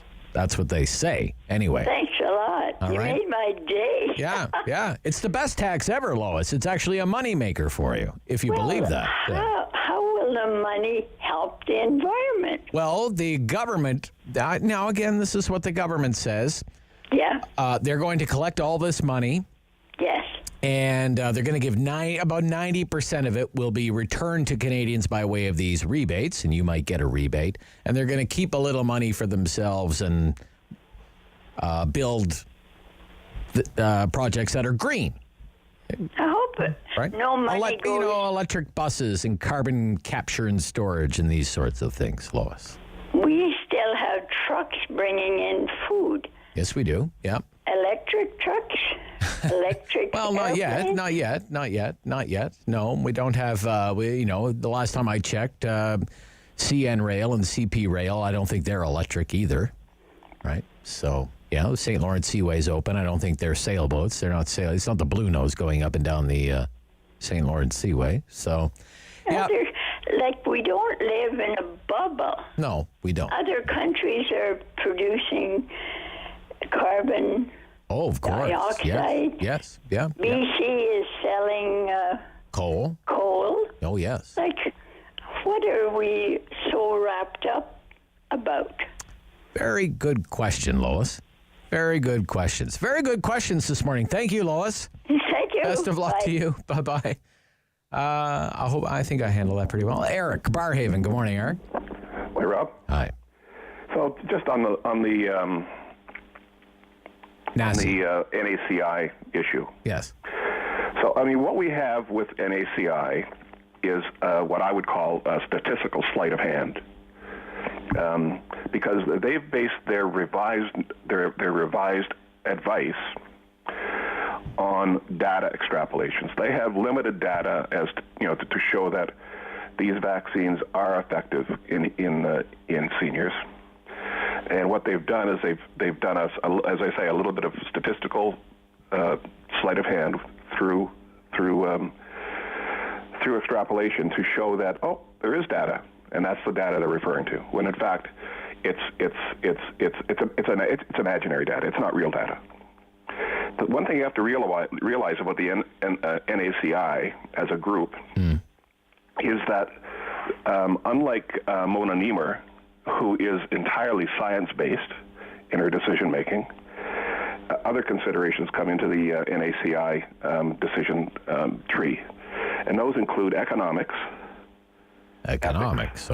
All right. Ethics, equality, right, feasibility, and acceptability. Feasibility and acceptability. So you have, does it work or not? That's one issue. It's a science issue. Yeah. And then you have all of these other sort of what I call social science questions. Right. Certainly not scientific endpoint questions. Yeah. So I personally think they're entirely wrong.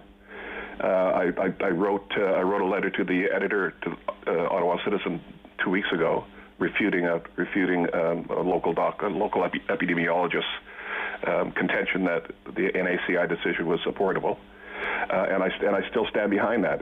It's not supportable, and I just wish more and more people with some science background and some science backbone would stand up to these folks, because it is a purely political science. This is not a science decision at all.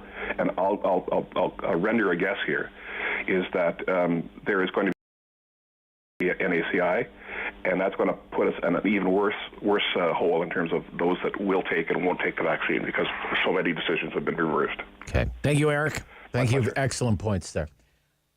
Excellent points. 750-1310, there's a line for you. Chris, Blackburn Hamlet. Good morning, Chris. Good morning, Rob. Yes, sir. I was listening to that speech by Michel Rempel. It was heard it on YouTube last night. Okay. And the speech was basically encouraging the federal government to reopen the economy.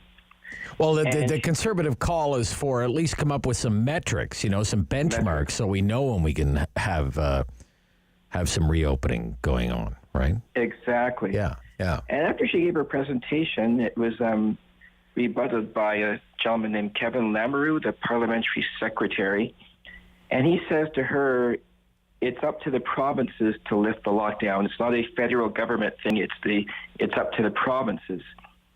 And she says, well, yeah, but the government could still give us the metrics.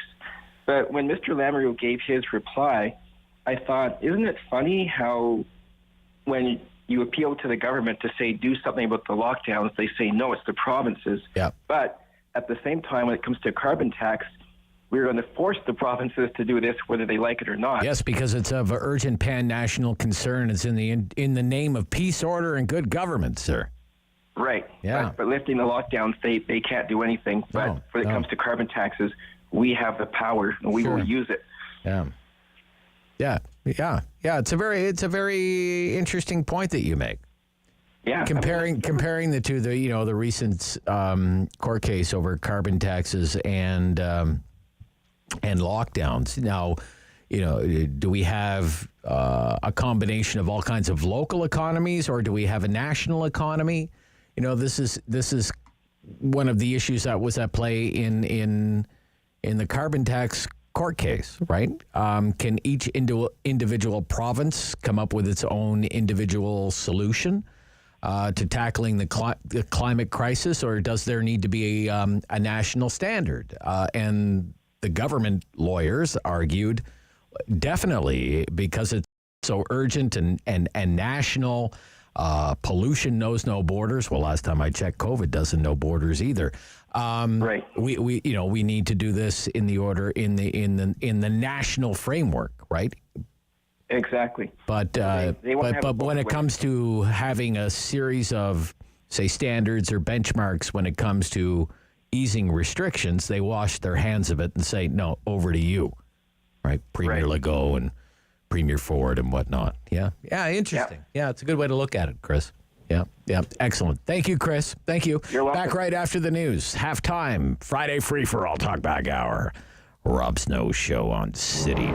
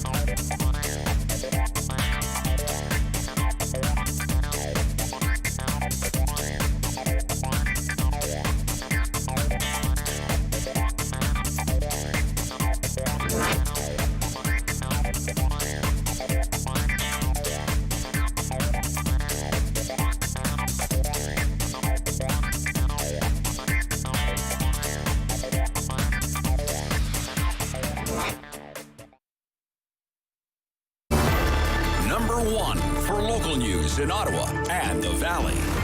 This is City News, now on 101.1 FM and 1310 AM. It's Friday, March 26th. Good morning. I'm Andrew Boyle. Right now in Ottawa, 6 degrees. In Smiths Falls, it's 7. And here's what's making news this hour. Ontario is reporting 2,169 more cases of COVID-19 today. Of that number, 129 are in Ottawa, 30 more cases in Eastern Ontario. Leeds, Grenville, Lanark has 16, and there are 8 additional cases in Renfrew County. The province says there have been 12 more deaths as well from COVID-19. Health Minister Christine Elliott says the number of cases come from 53,400 completed tests. New modeling numbers are just being released right now by the Federal Health Ministry. We should have a report from Cormac McSweeney on those numbers coming up at 11 o'clock. The chair of the Ottawa Board of Health, Councillor Keith Egli, says the city has written the Premier asking to be included in a couple of vaccination programs. There is a per capita vaccine distribution system in the province. Ottawa's part of that, but 2 others send extra doses to doctors and pharmacies.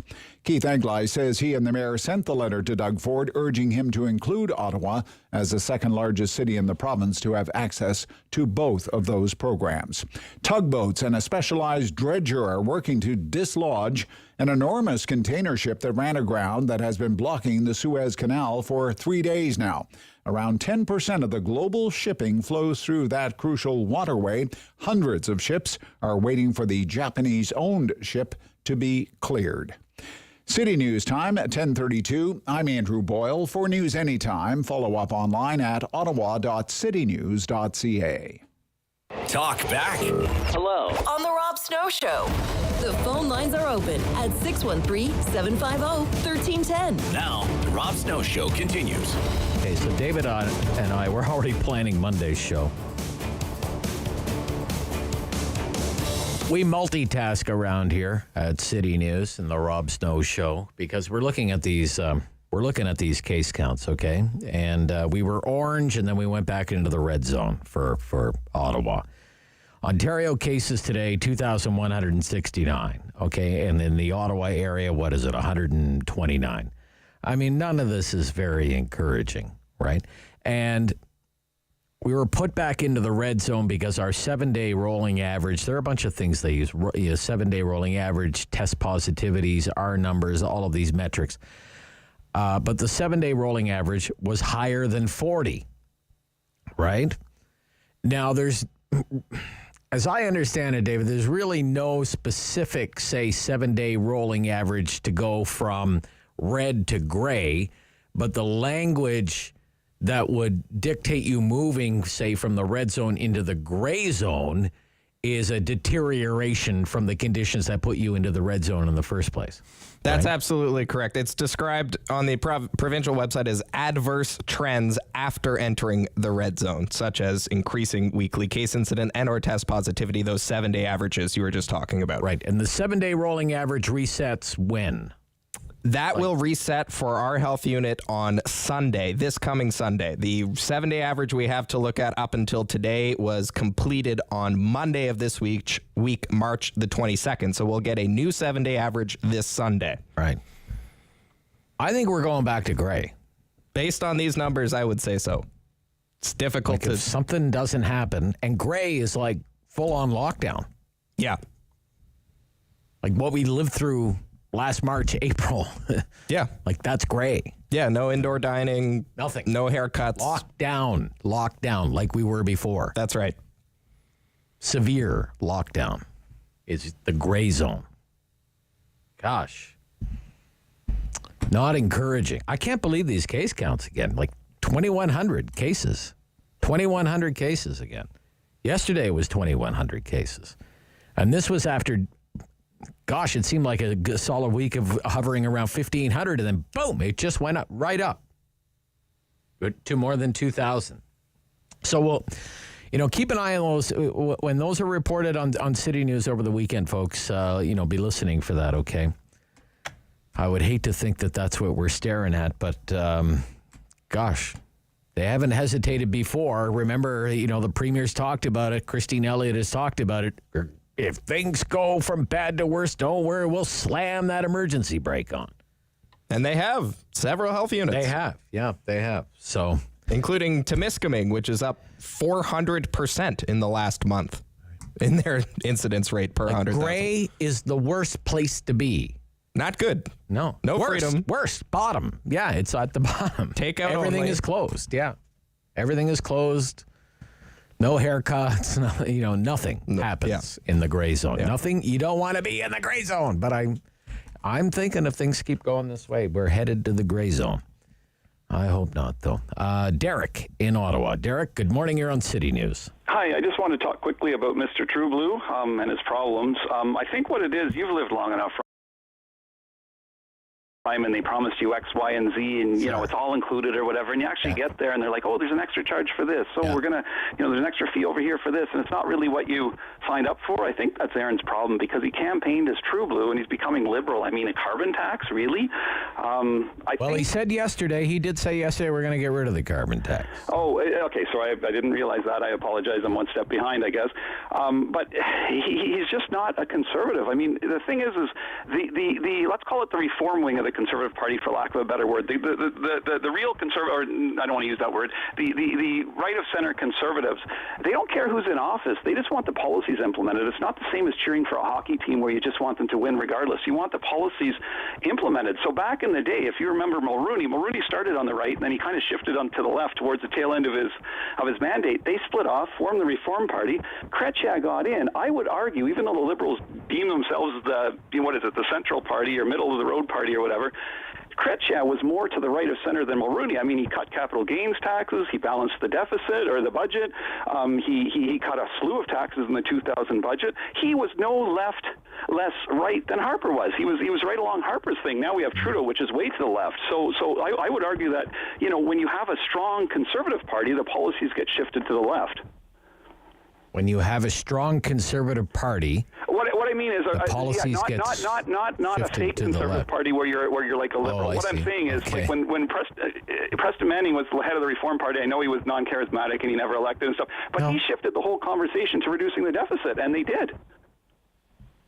The Liberals did. Yeah. The Liberals were forced to do that because Paul Martin went to New York City and was read the Riot Act. I know, but after they balanced it, remember they cut taxes. Capital gains went from 75% inclusion to 50%. Okay. Whatever the case might be. They also raided a few pension plans along the way to balance their budget and downloaded a bunch of stuff onto the provinces, and the provinces then turned around and downloaded services onto municipalities. It's not like they don't make them out to be some kind of miracle workers. No, I'm not. But what I'm saying is they didn't open the floodgates of spending until Paul Martin got in afterwards. Raiding EI surplus funds and everything else. All right, Derek. Thank you for your call. Yeah. Bye-bye.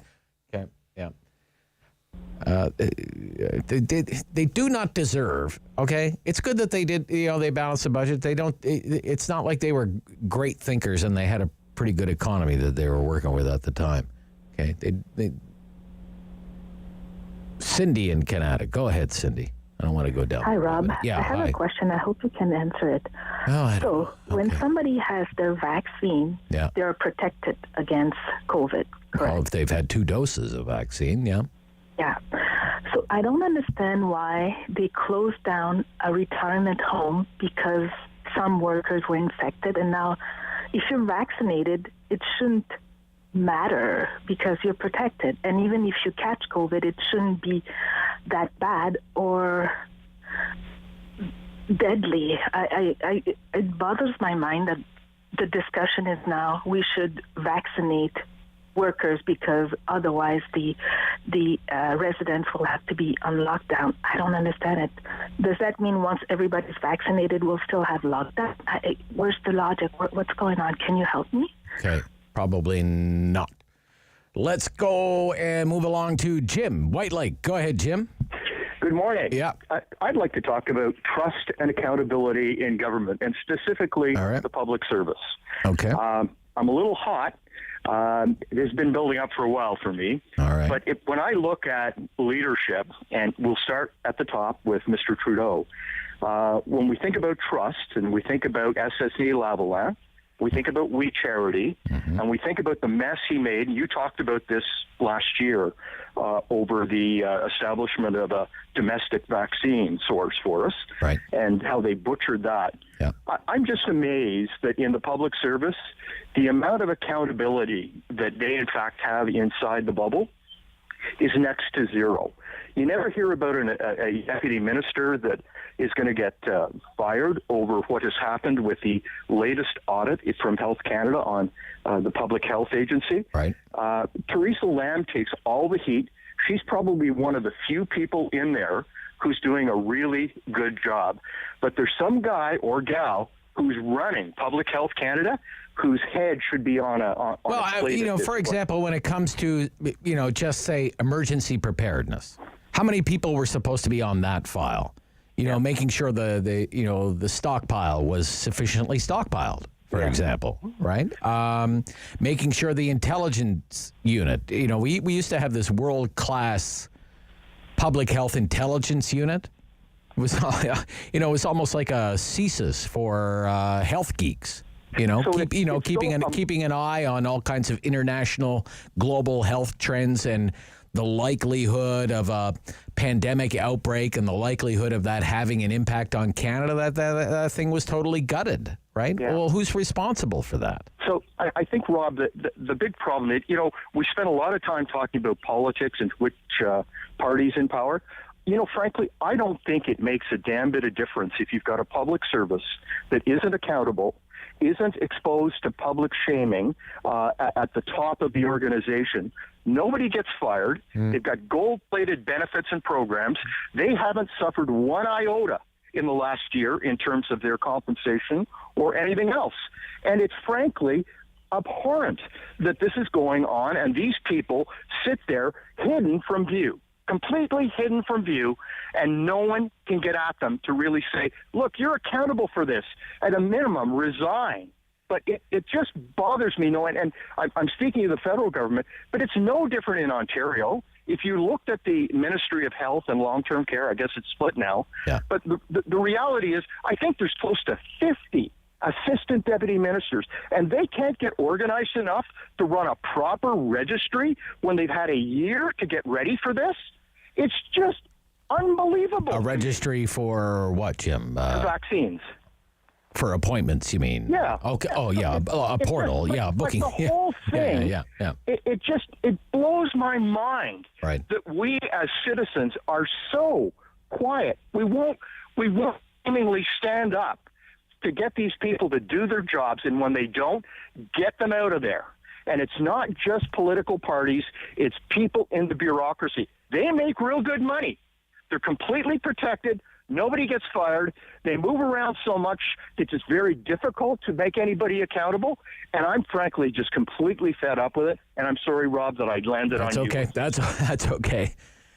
You're not the first, Jim, and you won't be the last. Thank you. Thank you. Something's got to change. Gotcha. He's fed up and he's not going to take it anymore. Scott, Ottawa. Good morning, Scott. You're on City News. Good morning, Rob. I'm a first-time caller. I appreciate you calling, sir. Rob, I'm having some concerns regarding booking second appointments for vaccines for my 90-year-old mother and a 91-year-old friend. Okay. Both of them were booked for their first injections through the Ottawa Public Health System. Yep. Which is fine. Yep. They were not given second appointments, although we requested second appointments. They said they couldn't provide them at the time to call the Ontario Provincial Booking Line within 2 weeks.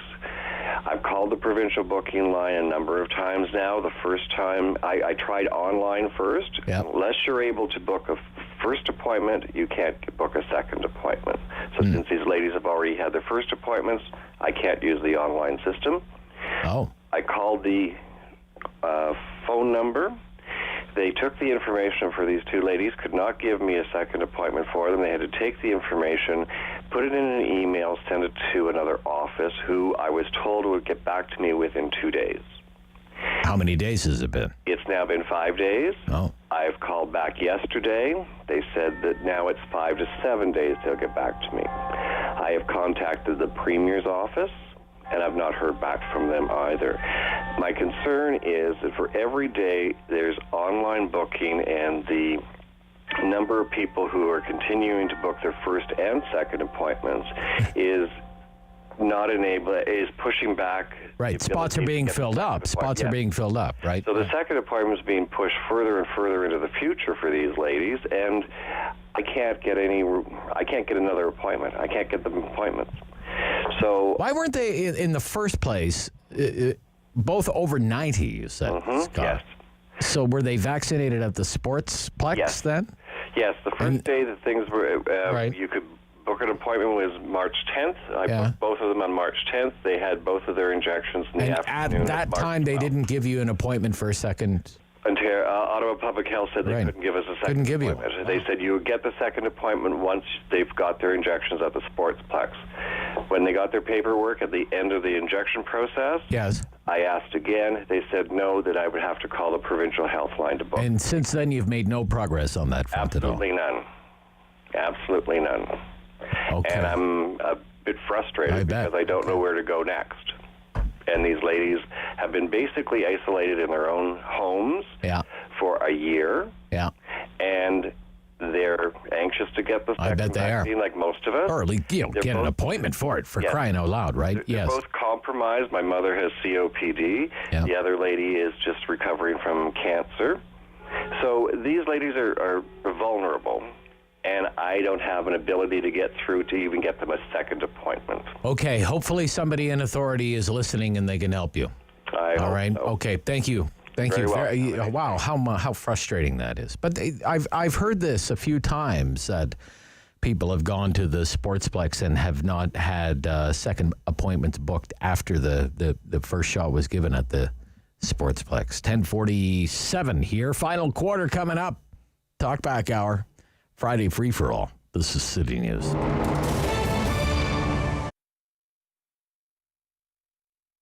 When it came to opening the business, because I was so young, there was a lot that I didn't know about management, financial management, management of people, all around management, I think is the word that I always come back to.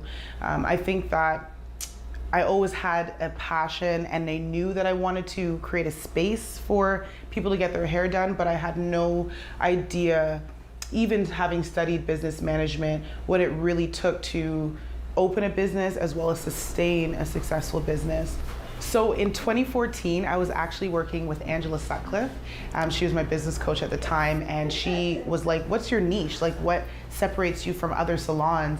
And when we started to really dig, it was the curls. It was the fact that we work with all curl types, curly, kinky, wavy, coily, which is how we identify our curl types. And then you have straight hair as well, of course. But more than 70% of the world has some sort of curl pattern to their hair. And we just realized that was not being addressed. It wasn't something we learned about in school. So I went to the States and I traveled all over to kind of gain the information that I have now to be able to share it with our clients and as well as with other stylists. So in March when it came, I thought it was gonna last, a week, 2 weeks, I think it started off at 2 weeks. And I was like, cool, I have 2 weeks to just relax, that's fine. So I was actually in a position where I was not happy, so to say, but I was a little bit happy, to be honest, just because of what I was experiencing personally.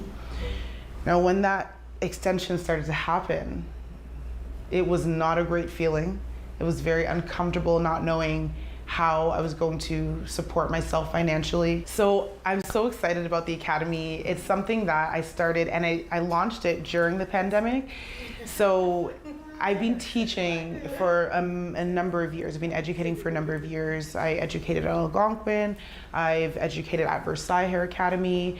And I've also educated in my own space, in this space and my old space up on Greenbank. And so it was just a continuum of what, I've been doing for these years. When we have a client in our chair, it's not just about making your hair look great. It's about how do you go home and take what we've just taught you and emulate that.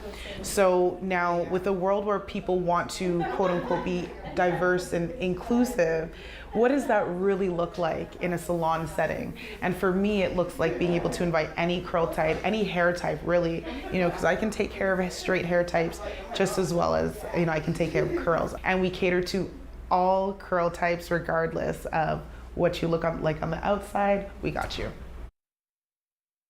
Time to talk back. On the Rob Snow Show. Have your say and call now. 613-750-1310. Very busy talkback hour. I'm quite enjoying it. Dave in Ottawa. Yeah, I got 3 quick points. Go ahead. The first question, I have a question for you, and maybe you know, is I'm better at asking questions than answering them, Dave, but I'll give it a shot. Okay. Because nobody talks about it anymore, but I'd like to know, are we getting, we're supposed to get 6 million doses by the end of March, split between Moderna and Pfizer.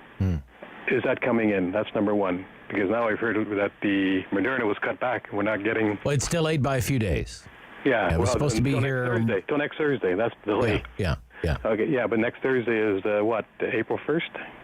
Yes, it is, yeah. That's right. So I'd like to know if we're getting... Because I like to hold this guy Trudeau, his feet to the fire. Good for you. Okay. I mean, he gets too many free passes. Sure. And regarding this stupid carbon tax, I wish a reporter or someone would ask the government or even Polyev, anybody, okay, in my case, on my income tax, I get $450 back. I get $300 for myself or my wife and $150 for the one of us. Right, so that's right. $450. Okay. Well, I look at my natural gas bill, my Enbridge bill. Yeah. Just in carbon tax alone in a year, I pay $280. Okay. My gas in my car, I pay an additional $300. So that's $570. That is $120 more than what I get back. Right. And that does not include my cost of food, my cost of having a drink, my cost of whatever. Whatever, yeah. Whatever the costs are. Sure. So BS that we're getting back all our money. That's not even close to being true. And no one ever questions them. No. It just drives me insane. Me too. And the case of I'm going back to electric cars. A friend of mine was going to buy a secondhand hybrid SUV, I believe it was. Okay. It was, and it turned out that it needed a new battery. Yes. Guess how much the battery would have cost? No idea. $17,000. Ooh. That's why they give you an 8-year warranty on the batteries, because after 8 years they're no good, and you're looking at paying 17 Genos for a battery. 17,000. Wow. That's the cost. So obviously he said, forget that car. Right. Okay. And regard to COVID. Buy a whole brand new car for that, $17,000. And I looked into it myself, and that's the cost. Wow. Now, as far as COVID, in December, I was starting to see the light at the end of the tunnel. That light is completely gone. It is dimming now, isn't it? Oh, it's gone. I mean, this situation is getting absolutely out of hand. I mean, we closed down at Christmas time in Ottawa, and our case at that time weren't that bad, and we closed down. We're far worse now, and we're still open. The messaging, the handling of this whole pandemic has been so bad, both federally and provincially, but I mostly blame federal because they did such a poor job of handling this situation, and yet Trudeau continuously gets a free pass, and it's just not right. All right. Okay, Dave. Okay. Yeah, you said 3 points. I gave you 4. Ontario Hospital Association says 401 patients are now in the ICU. What did the threshold used to be? 250? 150. 150. I think it was 150, yeah. I thought it was 250, but okay. I'll confirm. You look that up. David in Ottawa. Good morning, David. Good morning, Rob. Yeah. Hi. Yes, I was actually going to touch on that because the headline in this morning in the paper about the new modeling numbers, and it just struck me as we're just getting so much. I use the word fear mongering when I was calling in to David, but I think that I don't want to use the word fear mongering, but we've had this before where for instance, back in January, where they were modeling was saying that there was going to be 20,000 cases a day by mid-March, and it never even came close to that. And the same thing happened back in the fall. Now, what this kind of worries me is that people are going to hear that again and go, oh, yeah. Right. We've heard that all before. The crying wolf syndrome. Exactly, and Right. it's happened at least 3 times now. So I think it's gotten to the point, and also, with the flubbing of the vaccines and everything, I just think people have lost total confidence in the leaders and the health officials, and I think they're going to probably just continue to go about on their own way and focus only on the number of deaths and hospitalizations and saying it's not affecting me. And as I say, I can't blame people, but at the same time, I think that if they'd used more factual things and more truthful things, and it also seems to be Ontario and Canada's, hammering away on the variant thing. Whereas I'm following it, and I'm not hearing things about coming from other countries in the world about the variants all of a sudden causing a huge spike in deaths and hospitalizations. But I just think that if they were just kind of keep it, on a more realistic level and make people believe them, you have to make people believe you, and I don't think that they're doing that. Okay, thank you, Dave. All right, David, you win that round. Yeah, I do. Okay. The Ontario Hospital Association in November of 2020 warned that 150 COVID patients in ICU across Ontario would make it difficult to maintain access to vital services and procedures. And as of this morning, the Ontario Hospital Association says that across Ontario, there are now more than 400 patients in ICU, 401. Well, everyone, I apologize, Irene and Helen, you just called too late. We were swamped right from the get-go with our phone calls this morning. Now, we're not done. Coming up right after the 11 o'clock news, Peter Bethlenfalvy is going to join me. He is Ontario's finance minister. It's budget week in the province of Ontario. We talk about the budget, but we'll also have to ask him about what the Supreme Court ruled yesterday on the carbon tax. What does that mean for carbon tax in Ontario? I mean, the Ford government appealed this all the way to the Supreme Court of Canada, spent something like $30 million to do it. Is it going to stick with Justin Trudeau's carbon tax? Is there going to be a made in Ford Nation carbon tax? So that's coming up right after the 11 o'clock news here on City News.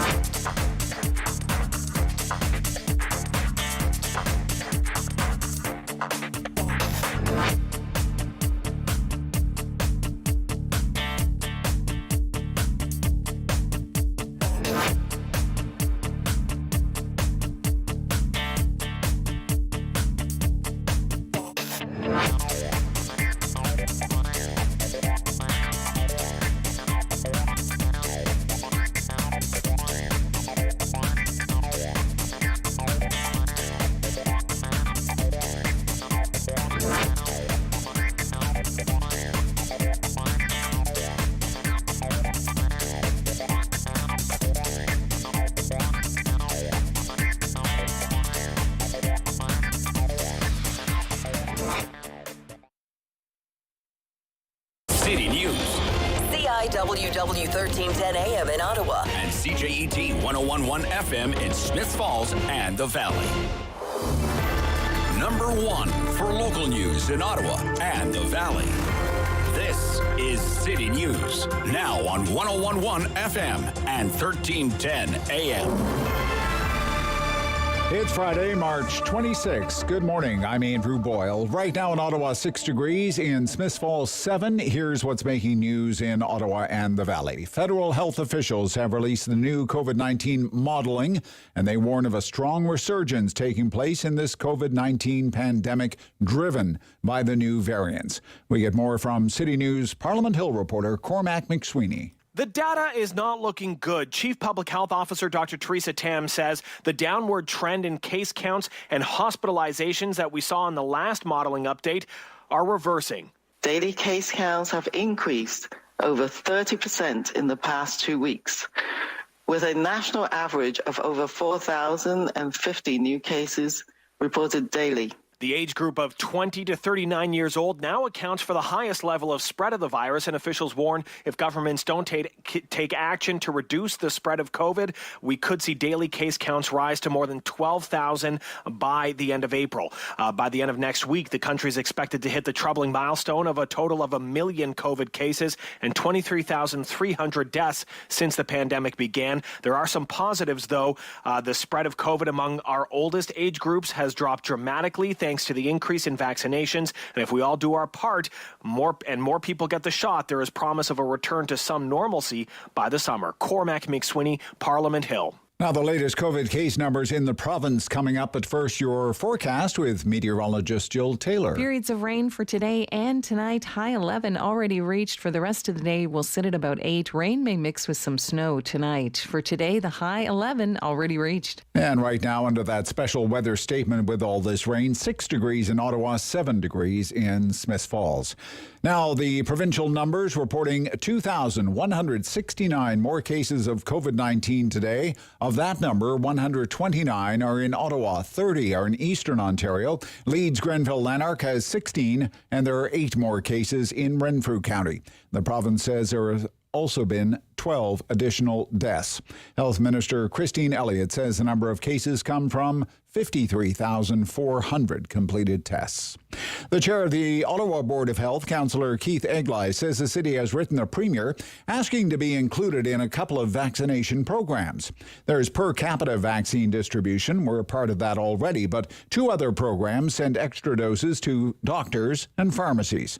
Keith Egli says he and the mayor sent the letter to Doug Ford urging him to include Ottawa as the second largest city in the province to have access to both. We see no reason why Ottawa shouldn't be part of those things, because those distributions, as we understand it, are over and above what's supposed to be the per capita distribution.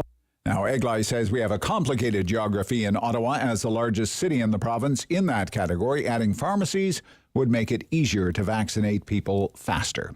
Upper Canada District School Board has decided on how the next school year will look after coming up with 3 potential scenarios earlier this month. The hybrid model of both remote and in-person learning that is currently in place will continue until January 2022. Board Director of Education Stephen Sliwa tells me the plan for the remainder of the school year after that. In February 2022, for the rest of the school year wrapping up in June, the school board would be using a regular school day, much like the pre-pandemic experience, except with some enhanced public health protocols. Around 80% of parents will be sending their kids to school this fall, and Sliwa feels there were many waiting for the confirmation in-person learning is safe before making the move. Head over to ottawa.citynews.ca for more information on the plan. Alex Gouge, City News. And I'm Andrew Boyle. For news anytime, follow up online at ottawa.citynews.ca. Firm. Fair. Fun. The Rob Snow Show returns on Rogers TV and City News 101.1 FM and 1310 AM. It was Ontario Budget Week. Budget delivered by Ontario's Finance Minister Peter Bethlenfalvy. And he is in Ottawa today, and he's with me this morning on the Rob Snow Show. Good morning. Good morning, Mr. Bethlenfalvy, and welcome back to Ottawa. It's a pleasure. The last time I was in Ottawa was March 12th of 2020. I gave a speech at I think it was the Canadian Club or something, and in the middle of my speech, people are getting up and leaving, and I thought, well, I didn't think it was that clunker of a speech, but it had just been announced that WHO, I think, had just said that we were in a pandemic. Sophie Trudeau had gone in for a test, so I guess it wasn't my speech, and that was the last time I was here. Yeah. Well, welcome back. I wish the weather was more cooperative, but nevertheless. Let's get into the budget. What was your government's, say, main goal, main aim with this budget? Well, number one was to get the job done. We haven't defeated this pandemic. It's not over. There's more to do, and the vaccinations is job number one. We want to get vaccines in every Ontario arm that wants a vaccine. And so that's our number one priority, protecting the health of everyone. But we're very focused as well on making sure our healthcare system on many levels, that we're investing not just for today, but making sure that we're ready should another curve ball come to us in this pandemic. And so we're putting in unprecedented investments, Rob, in our hospital capacity, long-term care, mental health and addiction. Another area that's very important to me is women have been disproportionately impacted by the pandemic, so putting more money to combat domestic violence and human trafficking in this environment. And then pivoting on their second foot is the economy, so more support for small businesses, expanding to the tourism, accommodation, hospitality sector. They've been extremely hard hit, and then investing a lot in retraining, reskilling, and skilled trades, because this has displaced a lot of jobs, but we want people to have the skills for the jobs of tomorrow. And when we come out of this pandemic, we want to be able to get people the right skills for the jobs of tomorrow. One of the most vulnerable parts that's been exposed through all of this, Mr. Bethlenfalvy, has been the long-term care situation in Ontario, not just in Ontario but elsewhere, but in Ontario, certainly not a great record.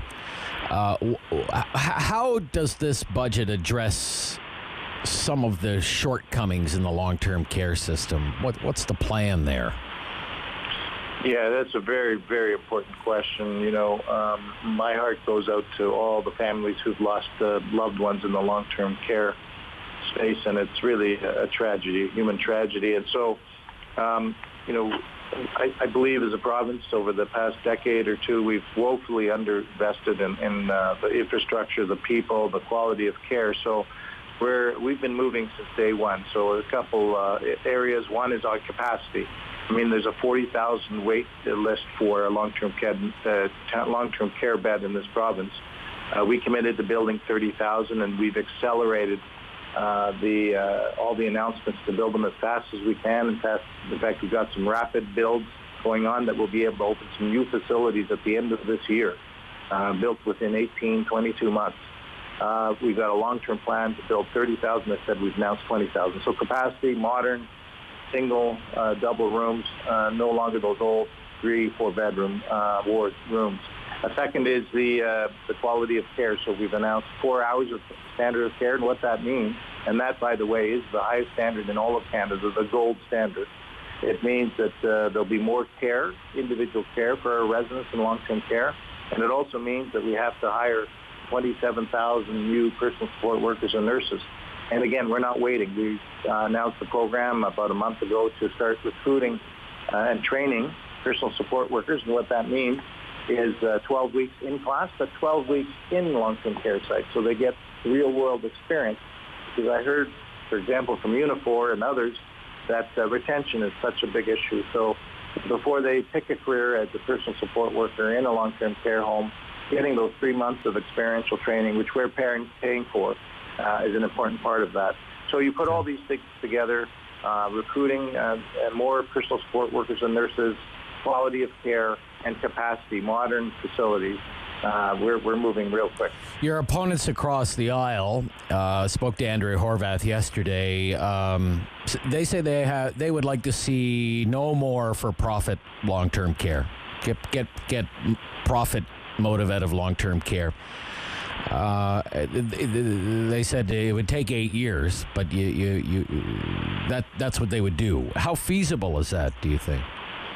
Is it doable? Well, you'd have to ask her, but I would say this. We're not waiting 8 years. We're getting the job done right now. And frankly, Andrew Horwath supported the Liberal government 2011 to 2014. And in that period, in almost a 10-year period, they built 611 new beds.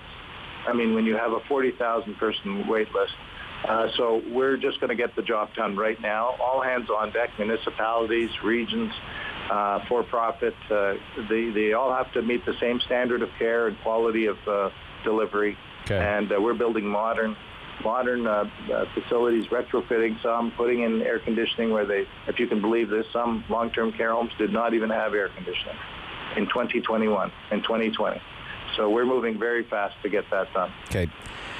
Your critics also note that this budget contained no new funding for public education. I'll ask you why not. Well, that's just completely not true.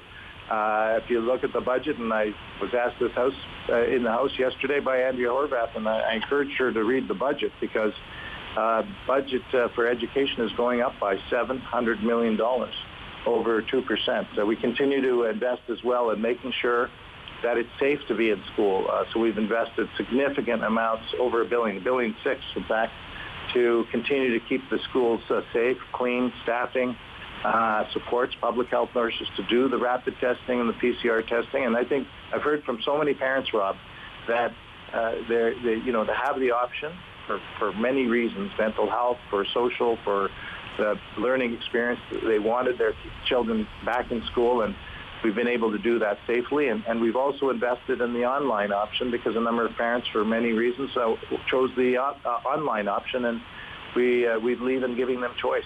So it's important to know that we're continuing to invest in our world-class education system. Okay. Mr. Bethlenfalvy, this is the third budget from the Progressive Conservative government in Ontario. All three have been the biggest spending budgets in Ontario's history. Now, granted, this most recent budget, and even it could be argued the one before it, delivered it under extraordinary circumstances. No question about that. But there are those, I would count myself among them, more fiscally hawkish, who worry about the debt load in the province of Ontario, the size of the deficit, the very long time frame that the government is giving itself to return to a balanced budget. What do you say to people who are more fiscally conservative and worried about things like debt and deficit, Mr. Bethlenfalvy? What do you say to them today? Well, first off, I'm one of them. I've always believed in fiscal responsibility. I've always believed in the good times you make sure, particularly in Keynesian, make sure you squirrel away some nuts for the tough years. And these are the tough years, and this is what government should do, is make sure we protect their citizens, and that's exactly what we're doing. I also believe, Rob, I'm from the private sector, and accountability and transparency. And governments around the world are facing the same situation, collectively, high deficits to combat the virus, and then a longer path to balance. But what I think is really important is I put the plan out. We have a plan. It has various scenarios. If we're fortunate and we can grow our economy faster than economists think, then we'll balance sooner. If not, it'll take longer. But I've been very transparent, and every quarter I'm going to go out and face you and the public. And I think it's the responsible thing to do, and I think we're in a low interest rate environment. We're putting a lot of the investments into what I call hard assets, so building long-term care facilities. We've announced new hospitals, including here in Ottawa, the Children's Hospital of Eastern Ontario, really in a big investment in helping our most needy children, children with special needs. And I'm very proud of that. We're investing historic amounts in broadband, which across this province, because we're in the 21st century. It's time to hook up the whole province in broadband. And so I think these types of investments, Rob, both in health and the economic infrastructure, will help Ontario grow stronger from an economic point of view. And I also believe you can't have a healthy economy without healthy people. So these investments are good health investments are good economic investments. So I'm bullish on Ontario. I'm betting on the people of Ontario, and I'll do my part as the steward of the financial books. Okay, I don't have to tell you what the decision was by the Supreme Court of Canada yesterday on the validity of the federal carbon tax. Finally, Mr. Bethlenfalvy, what does Ontario do now with taxing carbon? Do you keep the Trudeau Liberals scheme in place, or do you go with something else, like a Made in Ontario carbon tax? What's the plan here? Well, the plan is to review the decision and discuss it amongst my colleagues and come out with our plan. So as soon as we have that plan, so stay tuned, but we're working on it right now. Okay. All right. That's all I can get out of you on that? That's it for now. Well, less than 24 hours. All right. So I have been doing a few other things. All right. Okay. I appreciate your time this morning, Mr. Bethlenfalvy. Thank you. My pleasure. Anytime, Rob. Yeah, bye-bye.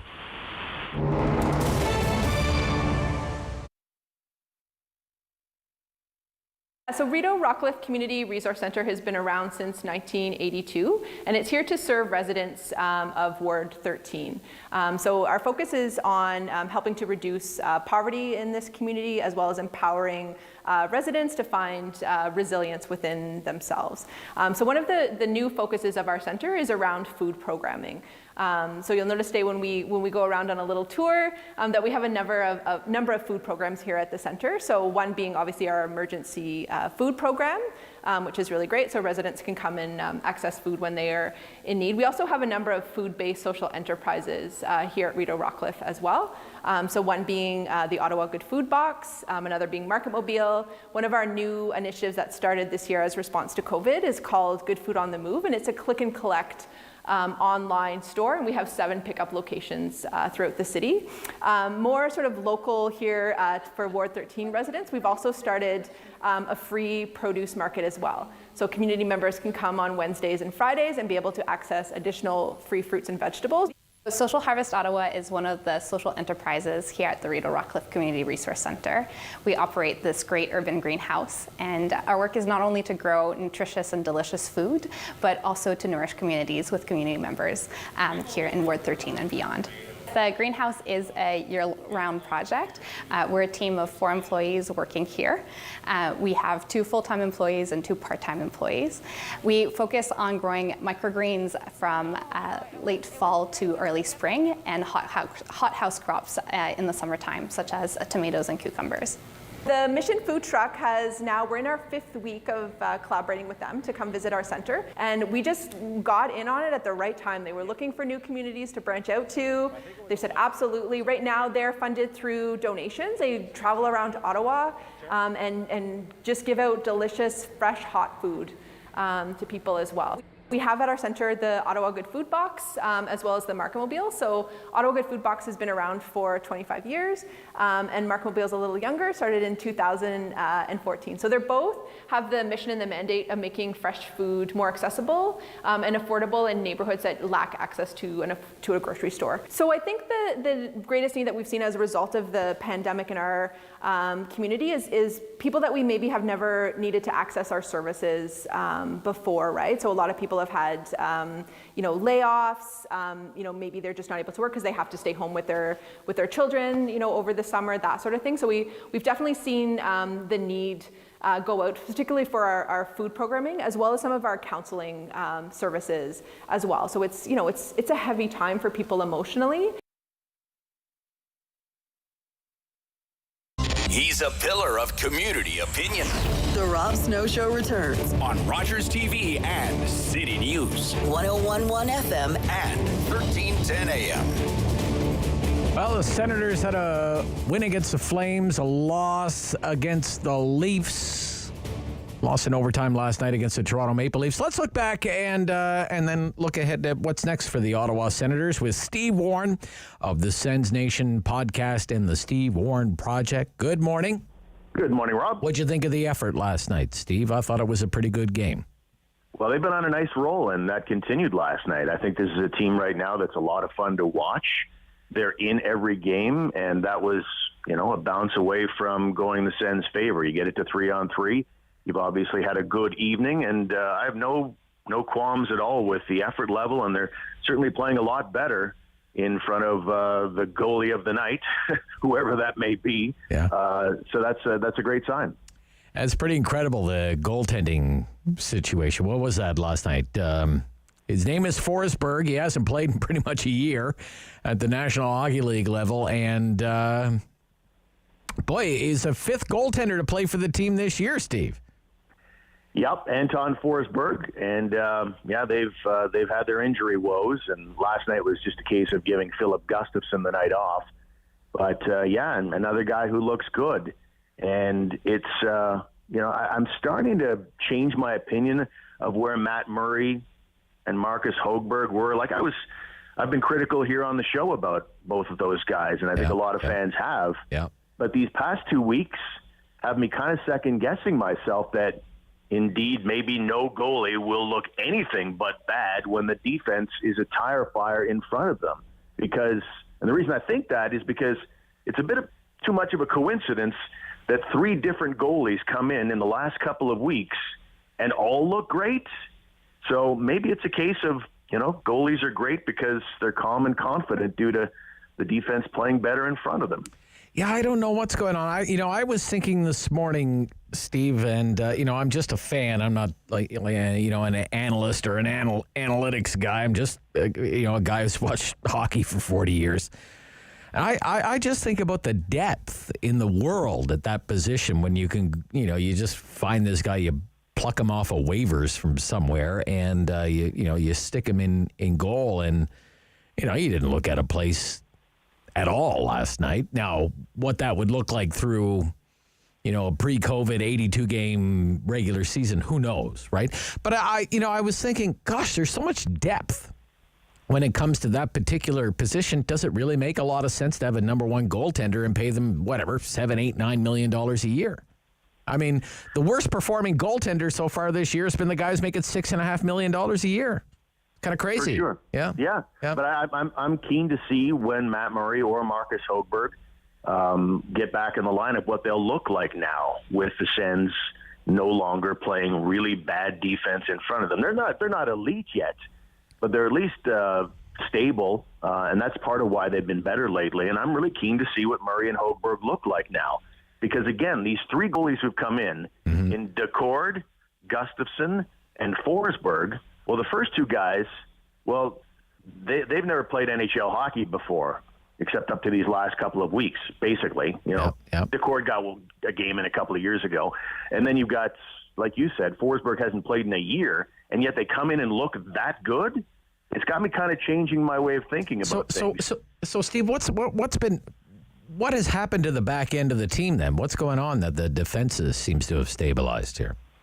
I think it's just a case of getting the right manpower in there, getting the right personnel in there, getting used to each other, understanding systems, and I think that's a big part of it. Now, having said that, I will put some fault on Högberg and Matt Murray because it can be a deflating thing when your goaltenders are not playing particularly well. But I would argue that they got into that not playing very well largely because they lost all the calmness and confidence that they might have behind a stable defense, and they became very much like that goaltender in Slapshot who's getting, barraged, and you see him go into the intermission, and he's just flopping all over the dressing room, completely in shock. And I think there's a little of that at play. So, yeah, I think there's no question that it's a team game, always has been. Goaltenders aren't great unless the defense is great, and vice versa. Okay. Welanen. That answer your question? Well, yeah, sure. Welanen. They put Welanen on waivers. I don't know what happened to that guy. I thought he would have had a bright future in Ottawa. I'm kind of surprised. They're willing to. I mean, you put somebody on waivers, it basically means you're willing to give them away for nothing. So, what's going on there, Steve? Well, I think that guy's got a crisis of confidence. I know there's people that are talking about, okay, he's 26, he's not a prospect anymore, he should have showed up by now. But I would totally disagree with that. He is a prospect, even though he's an older prospect at 26. This is only his 3rd year as a professional full-time, And let's keep in mind, of those 3 years, one of those years was lost completely because of an injury, a shoulder injury, missed the entire year. And then this year, he's been given no leash at all. Like, it's funny how DJ Smith, with the forwards, the young forwards, he allows them to make mistake after mistake. Get back out there, kids. With Brandstrom and Willanen, it was like, get on the bench, get up in the press box if you're making mistakes. So, I hope he clears waivers and gets a chance to go to Belleville and change some minds in the organization. But you're quite right. The team's obviously soured on him because there's plenty of guys you could fire on waivers right now, and you wouldn't care if you lost them. So I'm disappointed by it. I honestly am. I still think he's a good prospect. Yeah, okay. So the Habs are having a COVID situation, right? Yep. Does that mess up the games ahead for the Senators? Are they actually going to, because their next game is supposed to be against Montreal. Is that canceled, or what's the deal? It is postponed. It was supposed to be on Sunday. So the schedule is like this. The Sens will be completely off, no practicing today or tomorrow. They're back at practice Sunday. Supposed to be 4 games against the Habs this week. Who knows if that's going to happen? We know for sure that the game against Montreal is postponed Sunday. And then you're supposed to have the Habs on Tuesday, and then a couple more games after that. And Montreal's already had 4 games officially postponed. If there's a setback, then, the Sens could find themselves not playing a game until April 7th. But for all we know right now, unless there's any setbacks, they are supposed to get back at it, Sens and Habs, on Tuesday. I'll tell you what, just as a fan and a guy who likes Friday night, Saturday night hockey, this Sens schedule this season has totally sucked.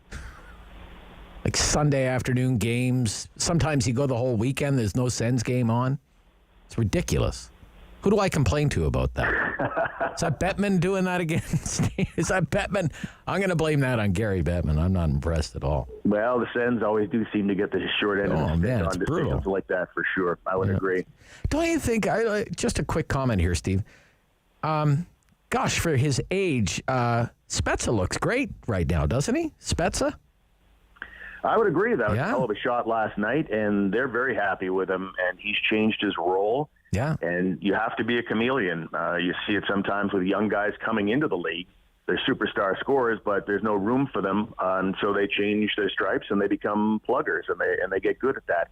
This is happening at the end of a career, and Jason Spezza is big time lengthening his career because he's adapted, and he's still a guy that's a great passer. You saw that a couple of times last night.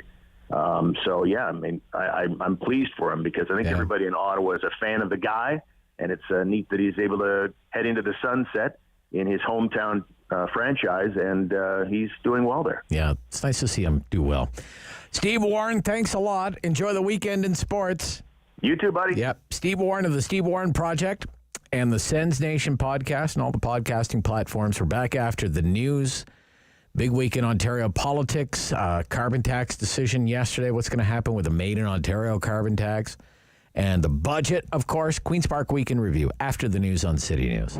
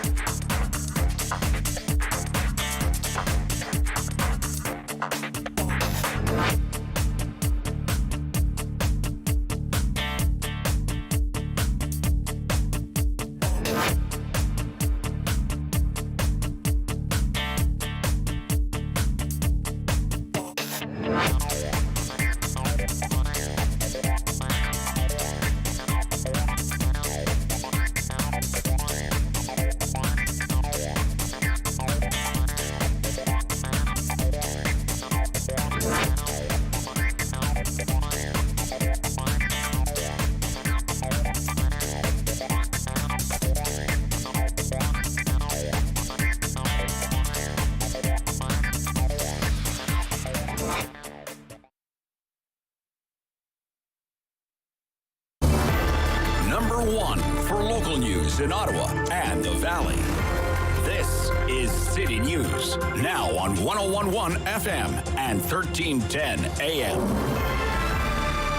It's Friday, the 26th of March. Good morning, I'm Sarah Buck, and right now in Ottawa, it's light rain and 6 degrees, light rain and 7 in Smiths Falls. A special weather statement in effect for the bulk of the region today with rain at times heavy, so be aware of that if you're traveling today. Here's what's making news right now. Provincial health officials reporting 129 new cases of COVID-19 in Ottawa out of 2,169 new infections across the province. There were 12 deaths in Ontario due to novel coronavirus.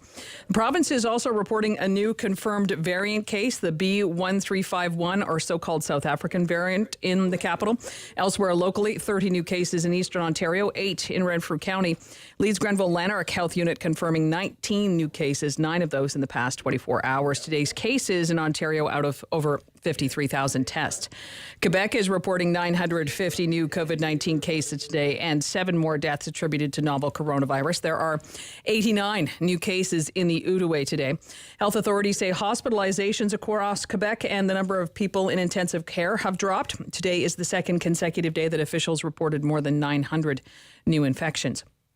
The program backed by the United Nations to ship COVID-19 vaccines worldwide has announced supply delays for up to 90 million doses from an Indian manufacturer. It's a setback for the COVAX program that's aimed to help low-income countries fight the pandemic. The delays come as India faces a surge in infections that will increase domestic demands on the Serum Institute of India. That's an important vaccine maker.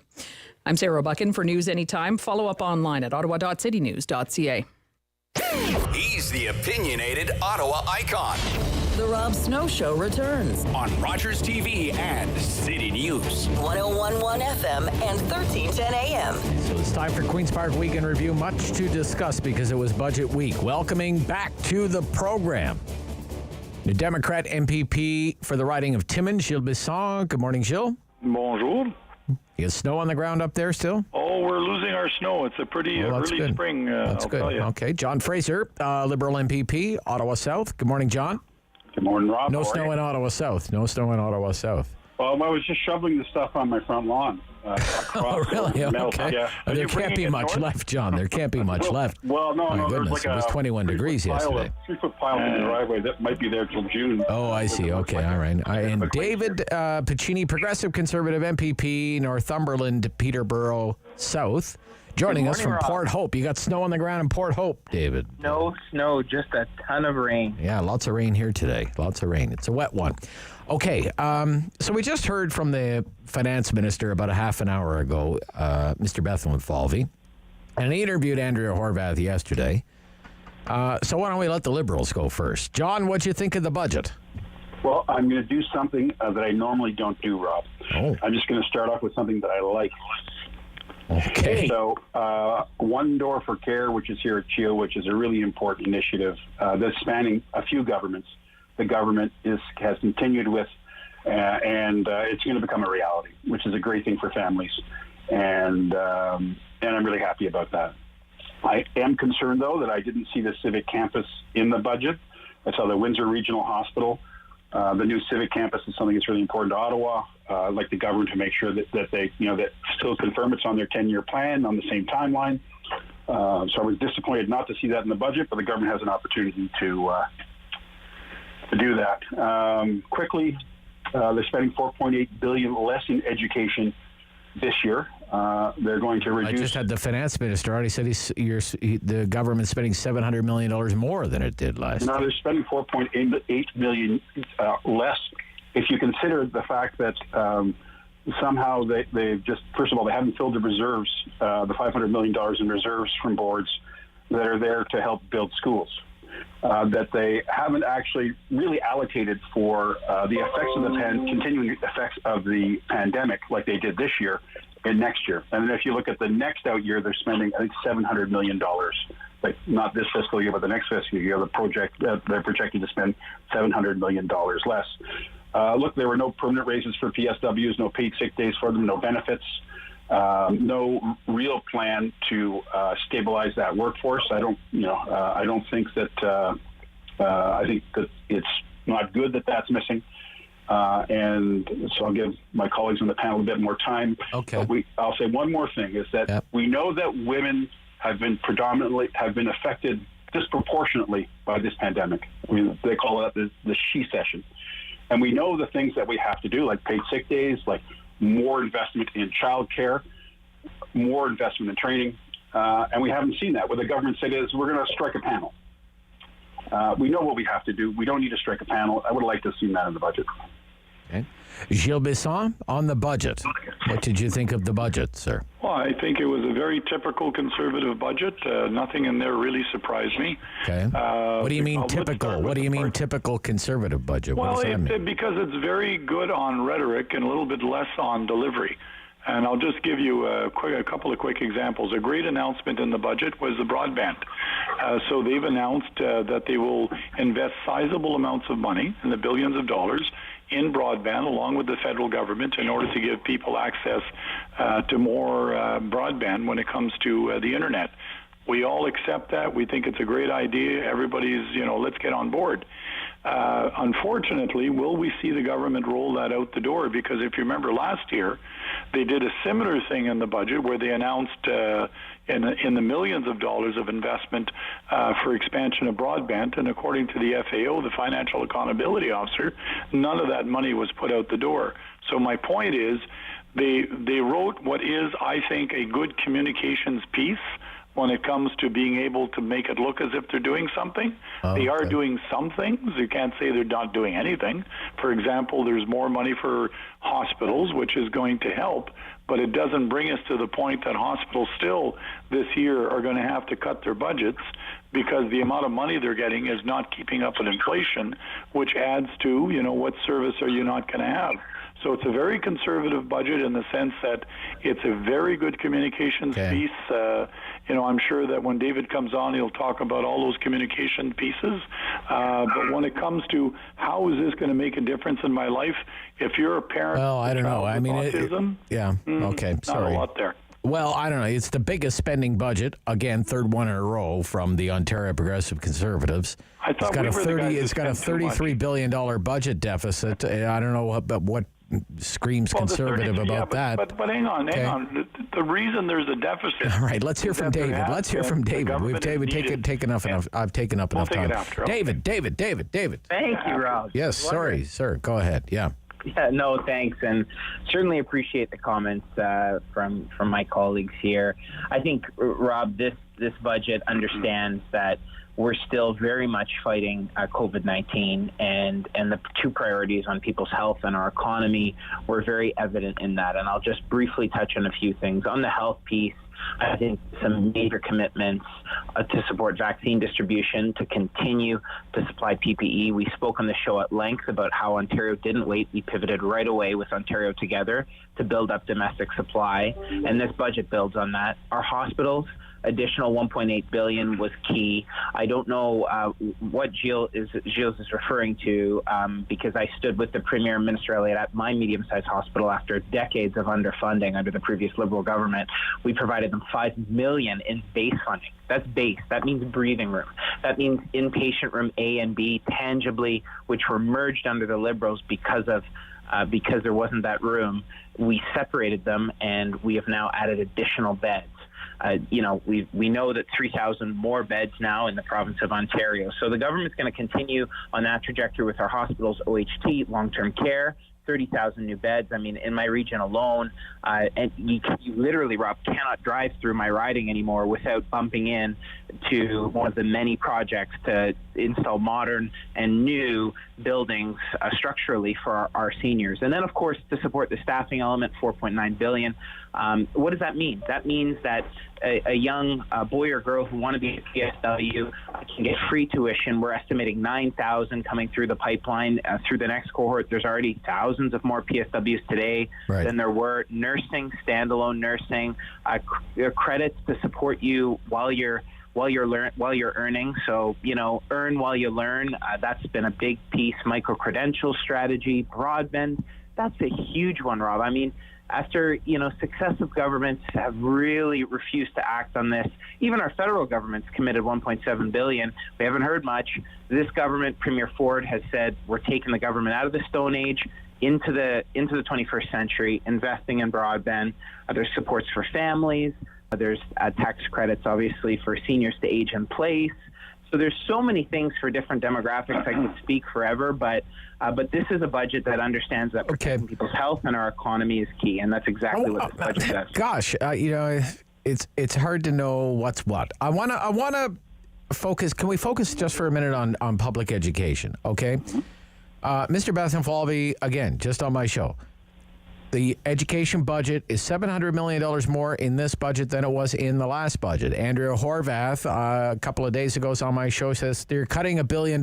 John is on the show saying you're cutting $4 billion. What's going on with public education, David? I mean, is it more? Is it less? If it's less, is it because it was one-time funding that's not being renewed, or is it really a $4 billion cut? What's going on with education? So it's $700 million more, and you'll hear different numbers tossed around by the opposition. But the bottom line is that when the minister and I zoomed into a class yesterday, that class benefited from increased investments in PPE, increased investments in custodial supports for cleaning. They actually mentioned on our call that they had brand new air filtration systems. So look, I mean, without question, Dorothy, as much as I'd love to click my heels together like Dorothy and undo decades of neglect in funding under the previous government. In fact, they were closing schools. What we've done is we said, look, we've got to invest in the infrastructure. We're building new schools. We're investing in modern filtration system. We're spending $700 million more. I know we always like to continue to focus on education, and rightly so, because it's pivotal for our next generation, and this government understands that. Well, yeah, it's the second largest expense for the government, too. It's the second largest expense. But, Rob, the real piece here, which I just hope we can understand, is the shift to modern infrastructure. That's without question after decades of neglect. It's all right, question. Decades of neglect. Coming out of the 15 years of decades of neglect, John, that's what's going on here, according to David, with that public education funding. John. Hello? Yeah, John. I know he doesn't want to comment. No, we've shamed him into silence. We've shamed him into silence. Yes, no, you didn't. I'm an old man. I don't know. I'm still getting stuck on mute, which my family really likes. It's only been a year, John. It's only been a year. Stay on mute. Look, David just doesn't want to mention that we built or did major repairs on 800 schools, and so Yeah, we can go through all the rhetoric. Tell me what you're doing in your budget. David just said, there was all these investments to make schools safer for kids with COVID. Well, they're not in there for next year. They're not in there for next year. And that's my point. And to David's the other point, we did talk about post-secondary education. There's less money for OSAP next year. So we're making it less accessible at a time where people are having a harder time earning an income to get a college and university education. It's that simple. That's what the numbers are, and so don't tell me how much you're spending. Just tell me what you're doing.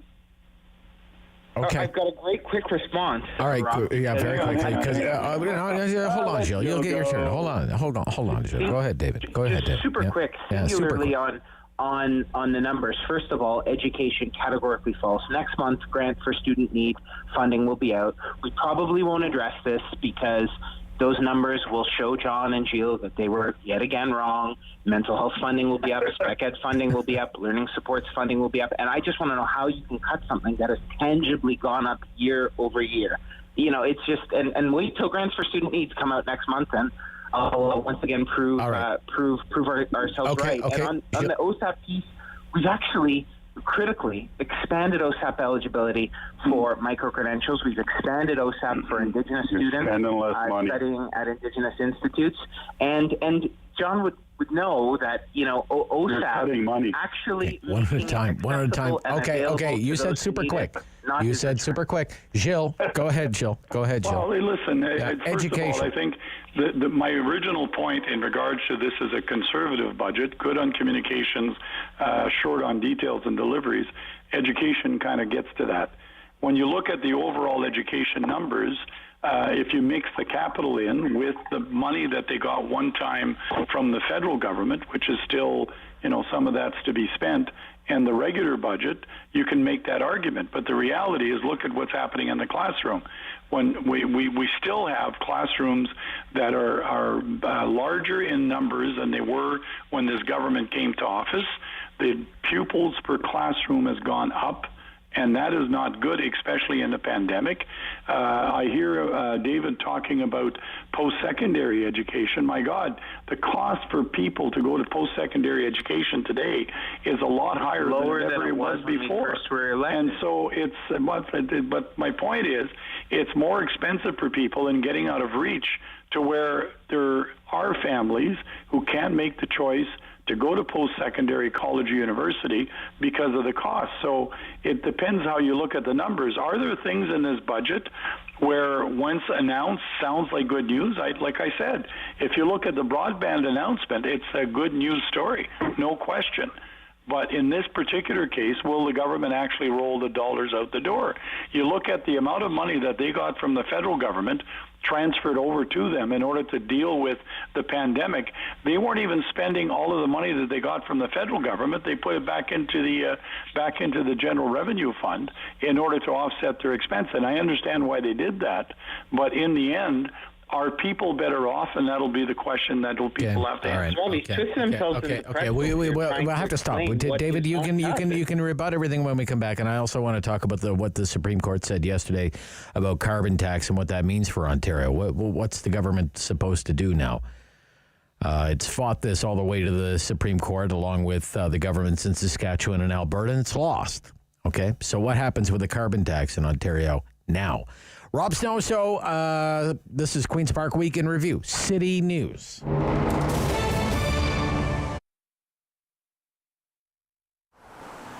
It's a space that needs to be lived in. It's a space that people, have to have an experience of more than just art on the walls. I think, yes, the art on the walls is fun, and it's fun to walk around and see all the beautiful things, and the way Dominic and Edith have curated the gallery is certainly something worth seeing. But coming by and asking questions, again, to Dominic's point of view is, interrupt him, ask questions. I'm here on most of the days too. We have Luce that comes in, Nancy that comes in. So we have quite a few opportunities for people to come in and see the process, and of course ask a few questions. It's a great space. Basically, the one event that we did do is the jazz shows, the jazz and blues shows. And I think the weird thing to let you know is that the acoustics in here are really amazing.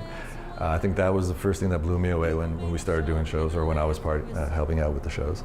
The other part of the business too is we do rent it out for special.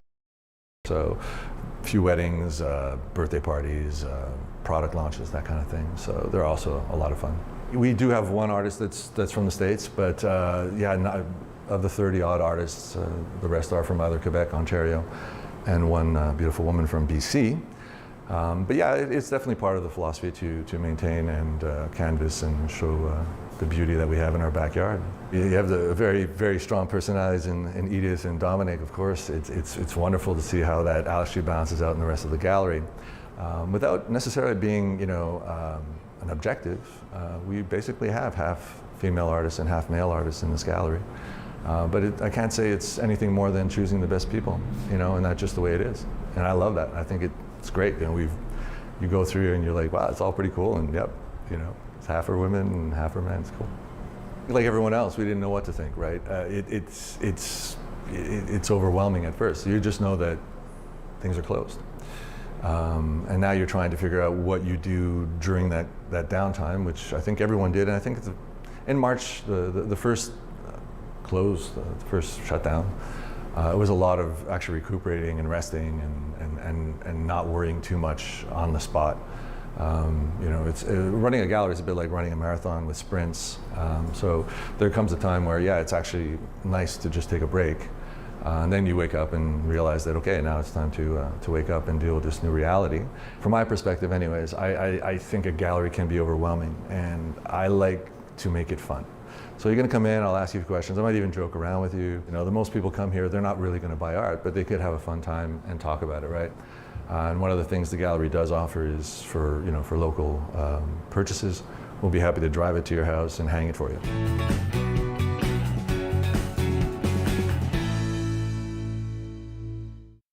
Strong voice. Strong opinions. The Rob Snow Show returns on Rogers TV and City News. 101.1 FM and 1310 AM. So we're back. Queen's Park Week in Review. Gilles Bisson, NDP, MPP Timmins, John Fraser, Liberal MPP Ottawa South, David Piccini, PC, MPP Northumberland, Peterborough South. Anybody want a final word on the budget before we move on to other things? David? One last thing I think we should... All right, John. Yeah. Yep. Didn't see anything about home care. Didn't see anything about the opioid crisis. Didn't see anything about palliative care. Didn't see anything about the PSW raises. The thing is, a budget is a directional document about what you're going to do. Those are really big missing pieces. There was a separate piece of legislation, John, on home care right prior to the budget. So, that's not the budget. That's not what you're going to do. No, but and it how is you're going to increase legislation spending indicating what and we're how going you're going to stabilize the workforce in home care. Okay, I know what I'm talking about, David. Okay. In Ontario health teams. All right. Okay. So we did have a few more words on the budget. Okay. I would like to move along then. Hey, Gilles, what are you paying for gas in Timmins today? $1.31. $1.31. So 10 cents higher than it is here in Ottawa. At least around the corner here, it was $1.21. I don't know. What is it in Port Hope these days, David? The price of gas? Yeah, it was $1.25 yesterday. $1.25. Okay. All right. So, John, we have it cheap here. I got it at $1.12 coming in on the highway. $1.12 on Prince of Wales. Yeah, on Old Highway 16. Yeah. Okay. Yesterday. Yeah, yesterday. Okay. Okay. Why don't you drive to Timmins and buy your gas? Maybe then David, you'll understand the problem. I tried to get something out of Peter Bethlenfalvy, but he wasn't giving anything up. The fact is, the Ontario government. Look, the Ontario government ran opposing cap and trade, vowed to scrap cap and trade, and did. Won a big majority government, and did. Mr. Trudeau vowed to impose a carbon tax on provinces that didn't have one, and he did. And the lawsuits began, worked their way around through the courts. $30 million later, it's all been settled by the Supreme Court of Canada. And not that it's right or wrong, but it's at least constitutional. And Mr. Trudeau can impose a carbon tax in Ontario unless the government of Ontario comes up with its own carbon pricing scheme. Yep, hold on, Gilles. David, what are you going to do, David? What are you going to do? What are you going to do? Is Doug Ford going to have his own carbon tax? So, first of all, I think the fact that we're talking about this and the fact that this is a very big issue for Canadians without question. This comes up all the time when I'm out at the doors talking with residents here in rural Ontario.